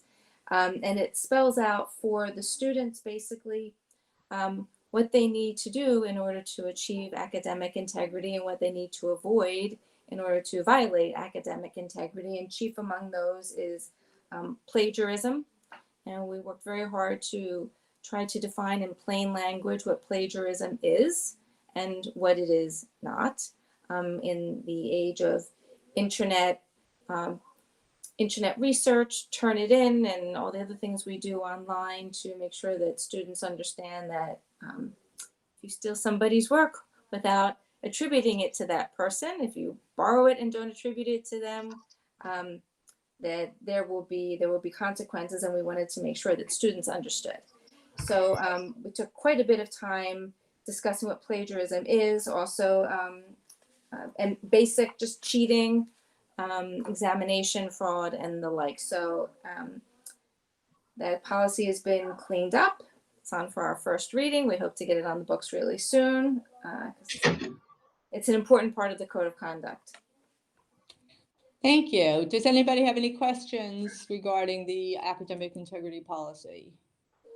Okay. Now for old business, and unlike other nights, tonight we actually have some old business, and we'd like to talk a little bit about the Guggenheim property update. Beth touched on that before when she spoke about the residents forward coming to our budget meeting and presenting their plan. They had been awarded the grant from the, what is it, the U.S. Forestry Agency. National Park. National Park, yes. So I don't know who wants to actually do the update. Okay, go ahead. So last week,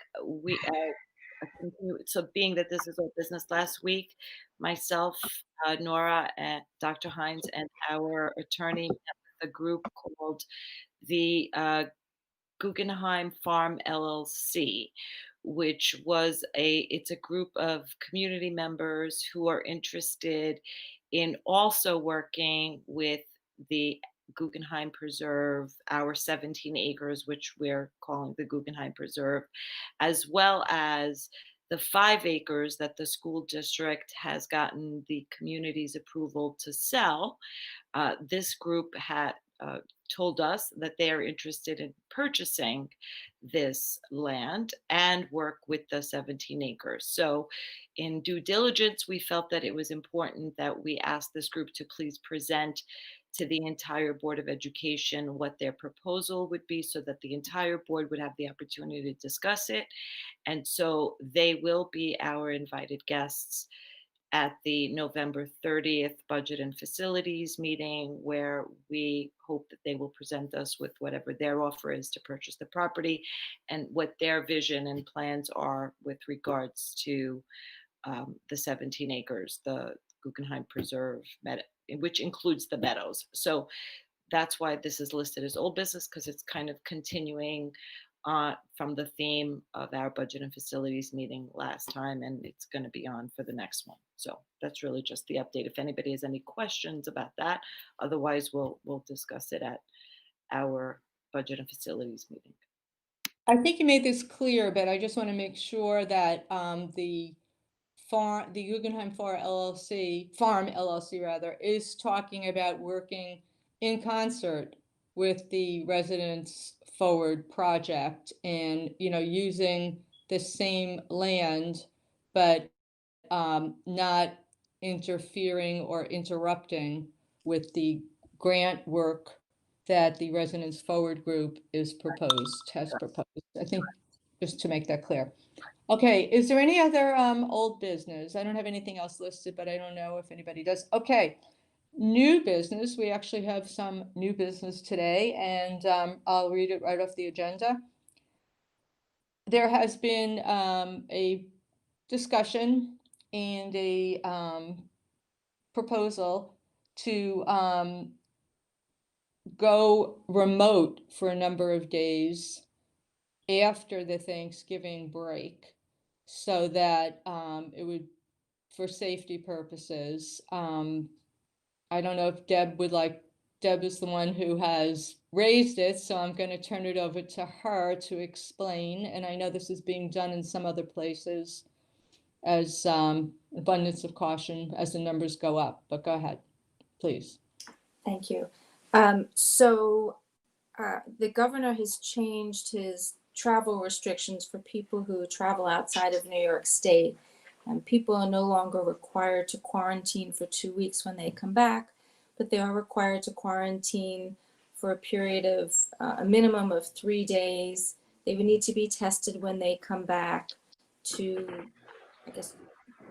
rule out COVID within 3 days, but I'm not quite sure how that works given the incubation period is longer than that. But my thinking was that we may have a significant population, I won't be among them unfortunately, but significant population of students who will be traveling with their parents out of state to be with family or do whatever they want to do, and teachers and staff, and that in the spirit of trying to encourage the quarantine that the governor is asking travelers to do, that it would be prudent to make it possible, make it easier for the students and the staff to quarantine if they knew they didn't have to come into the school building. Number one, my thought was let's try to get compliance. I will say publicly that throughout the course of the school year, I have heard that there have been students who have violated their quarantine. Some of those students have then tested positive while they were in violation of their quarantine, and it just personally distresses me. And so I'm trying to, and this has been outside of school, it's beyond the school's control when they're outside of school, but I'm trying to get the community to embrace the seriousness of the issue and the necessity of quarantining when they come back from traveling. And also to ensure that it's almost like a cool down period when they come back, that they aren't going to be incubating something when they come back into the schools, hopefully. So that was my thinking, just being very proactive and prophylactic. Okay, Larry had a comment. Yeah, I know that some places are doing this and based more on teachers potentially traveling and needing to quarantine. The good news is, as far as we know, we haven't had any transmission within the schools. The bad news is Port Washington is one of the two hotspots in Nassau County, along with Great Neck, in terms of the growth of the virus, in terms of the increase. But so I guess I would ask if there was any sense from administration about how much staff was planning on traveling, because if 15 or 20% of the staff is going to have to miss even 3 or 4 days of school, that's going to put a significant burden on us to try to get substitutes, to try to get the kids taught and everything else. Where if the kids stay home, the school still operates. If the teacher stays home, things are not nearly as smooth. So I guess that would be sort of my ask, is to sort of try to get a handle on what their travel plans are. And not that we can stop them or should stop them, but just to get an indication of who's planning on leaving.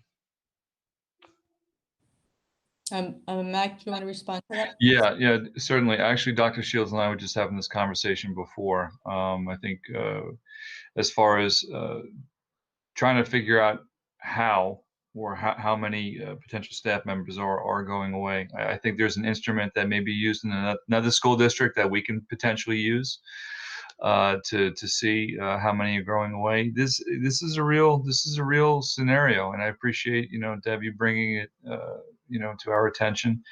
I think it's no secret that there are some school districts. There has been a major uptick as far as schools closing over the past week and a half, 2 weeks. The Department of Health has been bombarded with phone calls and working with school districts. What happens every morning is I get an email from Dr. Dillon from Nassau BOCES, and he gives us a list of schools that are closed for the day. It seems like each day the list is getting longer and longer. But I just want to be very clear about one thing. And this to me is the most important thing, aside from everybody being safe. We need our kids in school as much as possible. And every day they are not in school, in my estimation, it's not good for them.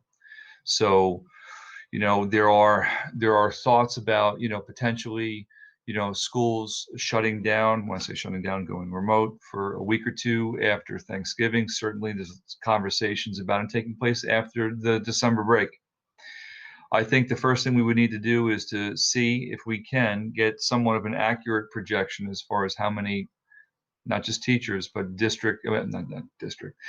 the district, how many employees are potentially leaving, and then make a decision from there. But I really want to caution us as far as potentially shutting down for 2 weeks after the Thanksgiving break, because I really want to make sure our kids are in as much as we can. I just think that's critically important. Beth, I believe, had a comment. I just wanted to echo Dr. Hines, what you have said. I think it would be incredibly irresponsible for us to close schools unless it was something that was necessary. 50% of our staff is going to be out, it's necessary. But to deprive children of the in-person education that we know is critical to their development, and we know it's critical. I'm sorry, but a remote education does not compare to what we're providing for the kids in person.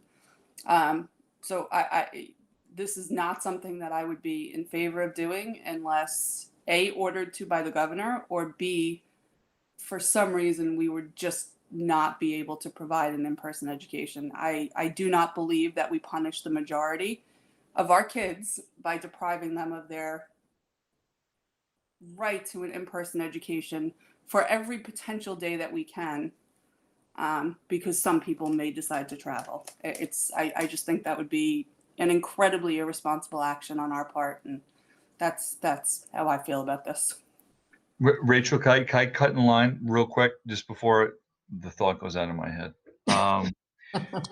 And to Deb's point, and I'm really glad you brought this up. We have, and it's not just here, but we are a hotspot, as Larry said before. We have to collectively, as a school community, that's parents, that's students, certainly that's us. We have to be very careful and not have large groups meeting together, unmasked, not socially distant, because it puts everybody else in a bad place. And if we do have to shut down, it'll be because our numbers are too high. And I would hate for us to do that. So this is the collective responsibility of everybody. And this is really the time right now to be extra diligent. So I implore everybody to please don't put the rest of us, when I say the rest of us, meaning if you're students, your peers, if it's adults, it's your colleagues, in a place where we have to shut down for 2 weeks. I just think it's not good for anybody. I completely agree with that. Can you tell me how many people are watching right now? I'm just curious, like how many people are getting that message? About 100. Okay.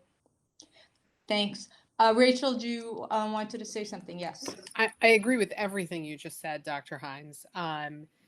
I think that it's good that we are giving that message, and I think we have to keep repeating the message over and over again, especially as we're watching our numbers tick up on this peninsula.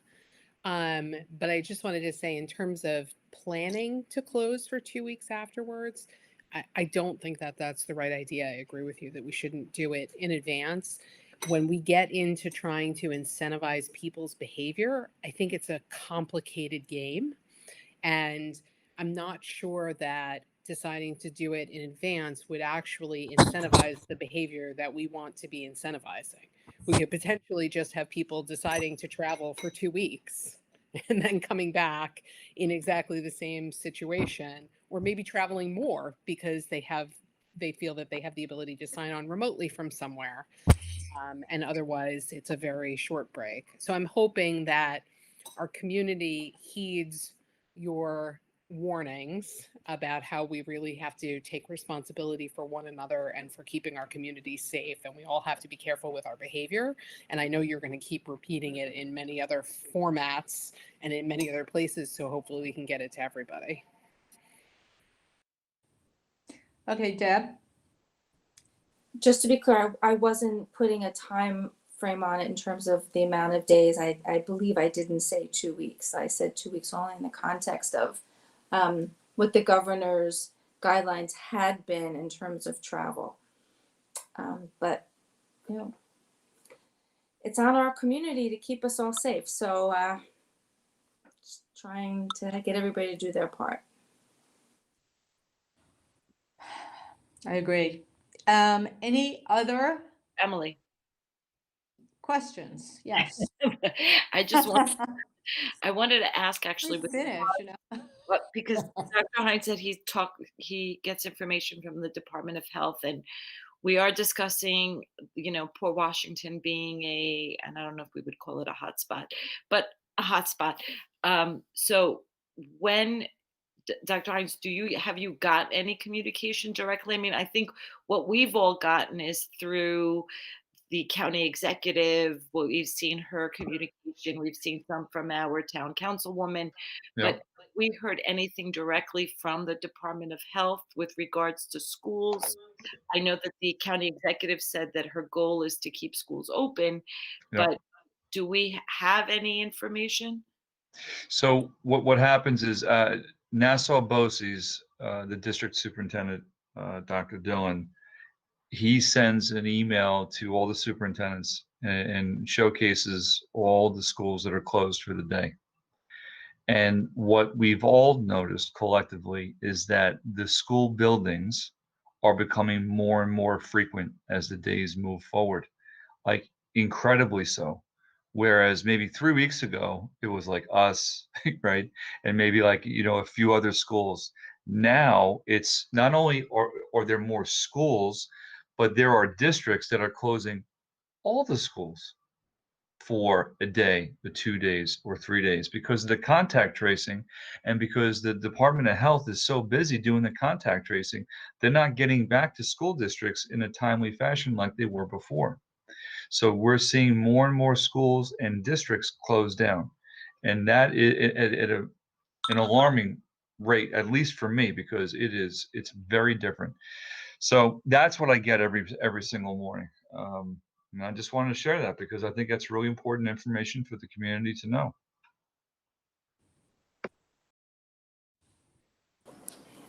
I think, Nora, just one more quick comment before Yep. we move on.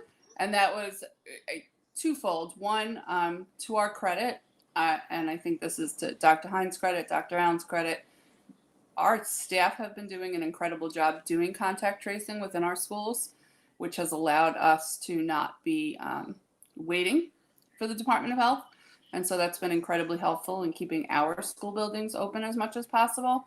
But I just wondered if you could comment, Dr. Hines, to one more point, and that is, even though we have been a district that has seen a higher number of cases, although maybe not after this week, but up until this week than some other districts, have we seen spread in the schools that would make us be concerned about keeping our buildings open? No, and that's what the Department of Health has shared with us is that, That's what it says. Open. yeah, no, it's not spreading within the schools. It's It's not not. originating, and it's not originating in the schools. So that, as I said before, that's real kudos to the staff and to the things that we put in place, the protocols that we put in place. So I agree with you, Beth. But again, Halloween just happened. I think we're still waiting for some of those cases to emerge, some potential cases. But again, not to beat a dead horse here, but I really I want us to stay open as long as we can. And if we're forced to shut down because X amount of staff members can't come in, that's a different ballgame. Then our hands are tied. But until they're tied, let's just all systems go for right now. Okay. I'm checking the list. Okay, nobody. Are I we have a okay question. that we continue to operate as is? I mean, Deborah was asking, I think her original question was going remote after Thanksgiving for 2 weeks. I think, no, you weren't, Deborah, asking that? Not He was 2 asking weeks. for amounts Not of time, 2 not weeks. necessarily 2 weeks. I Okay. think she clarified that. Right. So I just want to make sure, like, what is our action step? Sorry. You're overdoing those actions. My understanding is that the consensus of the board, and is what the administration is also saying, is that we stay open as long as we can. And we encourage everybody to follow the safety guidelines as much as we can so that everybody can stay as safe as possible, because we know the numbers are going up. And the only control we have over that is to wear masks, be socially distanced, in the times when you need to be. And if and when you are quarantined, to please observe the quarantine guidelines or regulations or whatever you call them, but stay quarantined so that you do not spread COVID. COVID is spreading, but there are things we can do to minimize or to contain it somewhat, and that's what we're asking everybody to do. I think that's in answer to Deb's question. I think it's was a very thoughtful question, but I think the consensus is that we have to keep the kids in school for as long as we can. And on top of that, there have been no reports or indication that any cases have been transmitted in our schools, and our protocols in school are working very well because our staff is working very well, and we thank them for it. And Dr. Hines, you were going to, I guess, canvass the staff? to make sure they understand if they go out of town. I'm not trying to chill anybody's desire to go out of town, but certainly, but you'll get try to get an understanding of how many staff and teachers that involves. Yeah, to the best of our ability, I'll work with Dr. Shields and others to see what we can do to put that out there and then let the board know where we are. Thank you.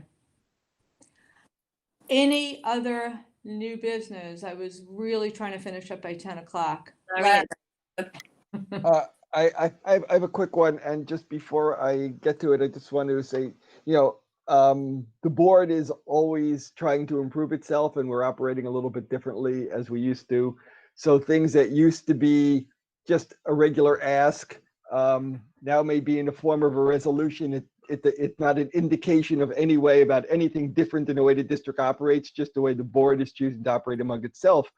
So with that in mind, I would like to propose a resolution that the superintendent of schools review the fully virtual learning program at the middle school and high school and report back to the board when practicable.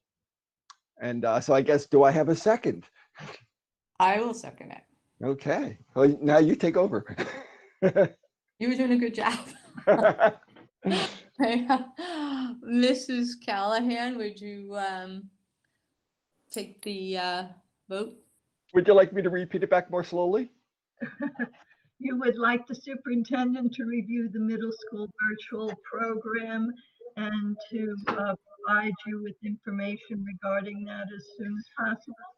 Middle school and high school. Middle school and high school, and as soon as practicable, not possible, because we want it to be done. We don't want to take Dr. Hines' time away from other things that may be more pressing, but we would just like this to be on his agenda. And I appreciate that. Yep. So do we have, that's your motion? Motion, and Nora seconded it, or seconded it. Seconded it? I don't know. Seconded. Yeah, I think seconded. I think it's in the past. I think you got it, Larry. Do we have any English teachers here? So.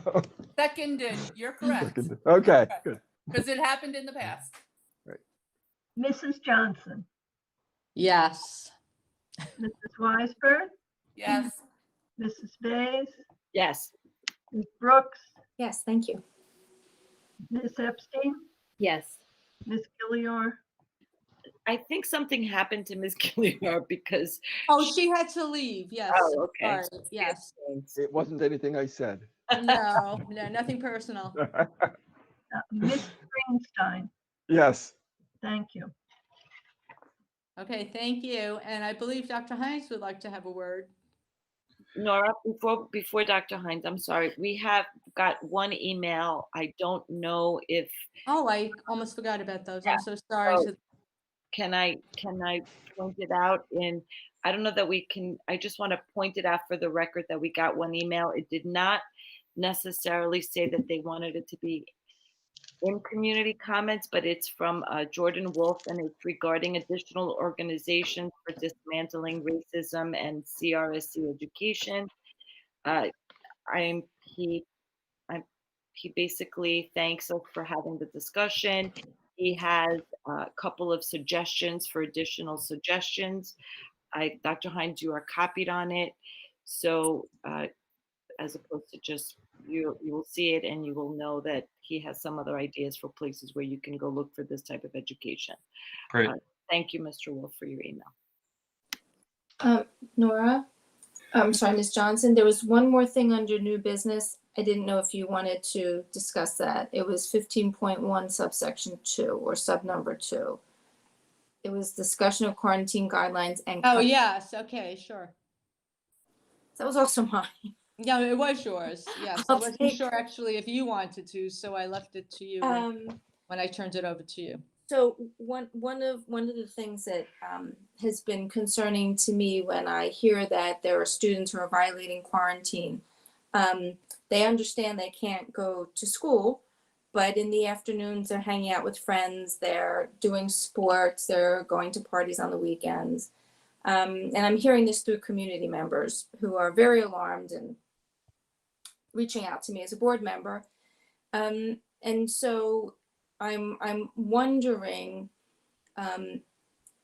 how we can impress upon our student population that when you're in quarantine, it's because you could possibly be incubating COVID and passing it along to somebody else.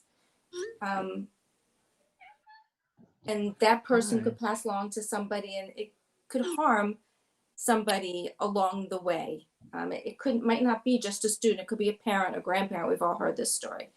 And I was trying to think of a policy that the board has that maybe could help control this behavior. And the only thing I could come up with was the code of conduct, where our students are not allowed to engage in behavior that is harmful to other people on campus and off campus. And I'm just bringing it forward to try to find ways to protect people from students who are not obeying their quarantine. Thankfully, the majority of students do not develop COVID after the quarantine, but there are some who have.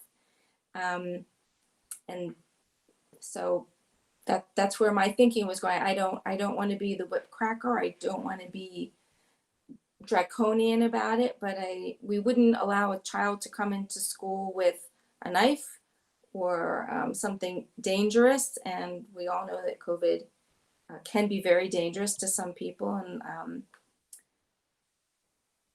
we don't want them in the schools, right? We quarantine the students so they don't come into school. So I'm just trying, I'm really trying to get the community to understand the seriousness of it. And I don't know how else to do it. So I'm looking to the rest of the board for guidance, to our administrators for guidance. So I raised it. Okay, thanks. Emily and then Beth have comments on that. So I appreciate your concern, Deb, and I understand, and we all have the concern. However, I just want to point out, for the record, we do not allow students with COVID into our schools, right? So, to make the analogy that we wouldn't allow a student with a knife, then we wouldn't allow a student with COVID. You're right, we don't allow both. With regards to how we as a Board of Education can handle this, I think we've spent a great amount of time tonight even discussing, in many other meetings, discussing the importance of socially distanced and wearing masks and not breaking quarantine rules. I don't know how much more of it is in our control when we have, when I say we, meaning the school district, because the Board of Education does not discipline. The administration and the administrators discipline, the schools discipline. When the schools have disciplined on anything, it has mostly been when there are sports related, and there are no sports related because students sign contracts, sports contracts on their with regards to their behavior. So if you're proposing that students sign a contract that they're not going to break quarantine and that they're going to socially distance, I guess that's a discussion. And I don't even know if that's a discussion, but that would be the point. But as far as I just wanted to say, I don't think there's anything more we can do. I know that just us having the conversation, I believe, is what we can do, and constantly reminding. I haven't seen anybody do anything, frankly. I've heard people talk about parties, and I haven't heard that the police have enforced any, COVID rules, or I haven't heard that there's been any that they can enforce. So I don't know how much is in our power, is my comment. Beth? I think I have to tag on to Emily. I think to put the onus on our administrators and our school to enforce rules about things that are happening outside of our buildings that we cannot possibly know exhaustively. So it's a guarantee that the rules would be applied unequally and unfairly, because we may see a picture of 2 kids at a party who were in quarantine and 7 others managed not to be in the picture. and the two kids who potentially got in trouble, are well aware that the other 7. It's just, to me, honestly, those who are breaking the rules are breaking the rules. There is nothing more that could be said to make these people understand how critical it is. It is 24-hour news on the cover of the newspaper every day, the headline story in every news story. People are well aware of how it incubates, of what they are supposed to do, and of what quarantining means. There are people who are going to choose, there's COVID fatigue, quarantine fatigue, and people who are going to choose not to follow the rules. And I don't believe there is much we can do about it. And I don't believe that we should put our staff in the very precarious position of having to be the disciplinarians in this, particularly for kids who are in quarantine for however amount of days they're in quarantine and are clearly not coming into the buildings. It's not like they're coming to school the next day. So they're doing whatever they're doing outside of school. They're not coming to school. So they're not even physically in the buildings to have conversations with administrators or to be encouraged to do, the right thing. I think our staff, I mean, Dr. Hines, you can correct me if I'm wrong, but I think our staff talk to the kids about the appropriate behavior. And I think that it's being addressed. And I think that the kids who are in quarantine are told exactly what that means. And I think beyond that, I think we are at the mercy of people doing the right thing. And I'm sorry, but I just don't believe, Dr. Hines, you can also correct me if I'm wrong. I don't believe this is the position you want our administrators to be in. Yeah. So, as always, I deeply appreciate where Deb's coming from, because it is a concern. I think the policing of this by administrators, it will fall flat. I really do. But I really, really understand where you're coming from. And in many ways, I wish these behaviors will change. I agree. I don't think they'll change at all. And I think if we're talking about fatigue, and I think I talked about, actually, I know I did. I spoke about the survey I sent out to the staff. They're shot. They're completely shot, and the administrators are shot. And if we add this layer outside of the school day to police that, I don't know what the return on that investment would even be. I just don't see that coming to a fruitful conclusion. But it is a concern nonetheless, and I appreciate it being brought up. Thank you, Dr. Hines, and thank you, Deb, and thank you, everyone who spoke to this. I mean, I really agree with everybody, but to me, the bottom line also is that it's outside of our authority, and it's outside of our meeting the district in total. But I do feel that it is, I mean, I felt this personally, and I think it's collectively, it's our responsibility as elected officials and as public figures and as educators to spread the word. However, and where, and notwithstanding the fact that I agree with you, Beth, people already know it. But I always feel that, like, if I just say it a little differently this time, maybe, one person or more will be listening. So I think we have to continue to do that, but that's really, I think, our only tool in our toolbox at this point. I think, as I said too, having the educators talk to the kids, I think is a good tool too. Making sure that parents are hearing it from Dr. Hines and the kids are hearing it from their teachers. And as you said, Nora, maybe one person will do something different because they heard it one more time. Well, and I'll add too, listen, if we have to shut down because no one's listening, then people will hear it, because that's the byproduct of all this happening. It's if we're going to have too many cases, then we have to shut down. Then it inconveniences everybody, and our kids don't get the education they deserve them. So that would be a shame. Can we ask as an action step that we ask our administrators, our principals, to send a letter right before, especially the Thanksgiving break to their students, to speak directly to the students. And clearly this would be at the secondary level, right? To remind them about the practices and being socially distanced, and just to kind of maybe, like, as we said, as Beth said, speak directly to the students and kind of remind them of the behavior.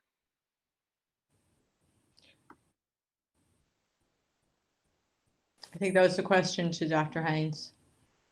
Yeah, we could certainly do that as an action step, 100%. No doubt, and I think the principals will appreciate us doing that too. Okay. We have 4 minutes till 10:30. And I think Dr. Hines, somebody else wants to, I know Dr. No. Hines does. I Okay. want to eat up those 4 minutes and keep us here to 10:30. All right, Excellent. so I was thinking 11, just, yeah, my longest meeting yeah, ever. Mountain Time. All right, so let me let me end with this. And in all seriousness, I want to thank the PWTA, and I know we spoke about the contract being approved, 2-year contract. I want to thank Regina. I want to thank her team. I want to thank my team here. I want to thank our attorneys. It was a process. But I will say this, we deeply respect everything that they have done. And not just the teachers, our nurses. Our nurses have been absolutely incredible, and they're part of that contract. So I'm happy that it is, it's complete. We have a lot of work to do until the end of this year, but I just want to let all of you know we appreciate you very much. And we have a lot of work to do, especially in the name of equity and parity and everything else that's associated with this. So I just wanted to say that before we end. I'm glad we're finished with that for now. So good news. Thank you, Dr. Hines. I think we're going to end before 10:30, 10:27.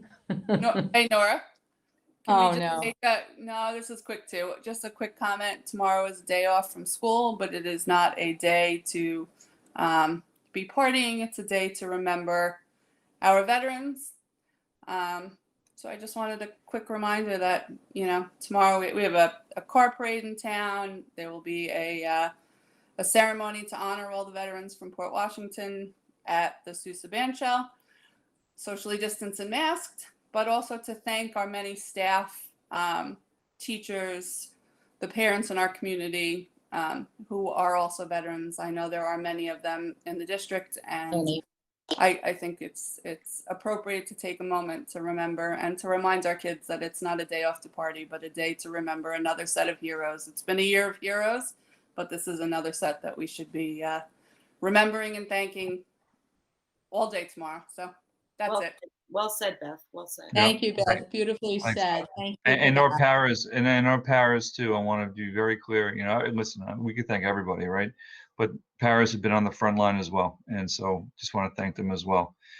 And the 100 people still watching this board meeting. I want to thank them the most. Thank you, guys. And I am just going to quickly say that not to forget the Diversity Committee meeting, 11/17, 12 to 1. And there will also be community conversations that's being brought to you by Parent Council on December 3rd at 7 p.m. And the topic will be deconstructing symbols of hate. And it should be a very worthwhile and a very interesting evening. That the format that's used is quite exciting, I think, for the community conversations, and I think it'll be great. We also have our next board meeting is December 8th. So between now and then, happy Thanksgiving. Be safe and have a good rest of the night. And thank you for, if you're still watching, thank you for sticking with us.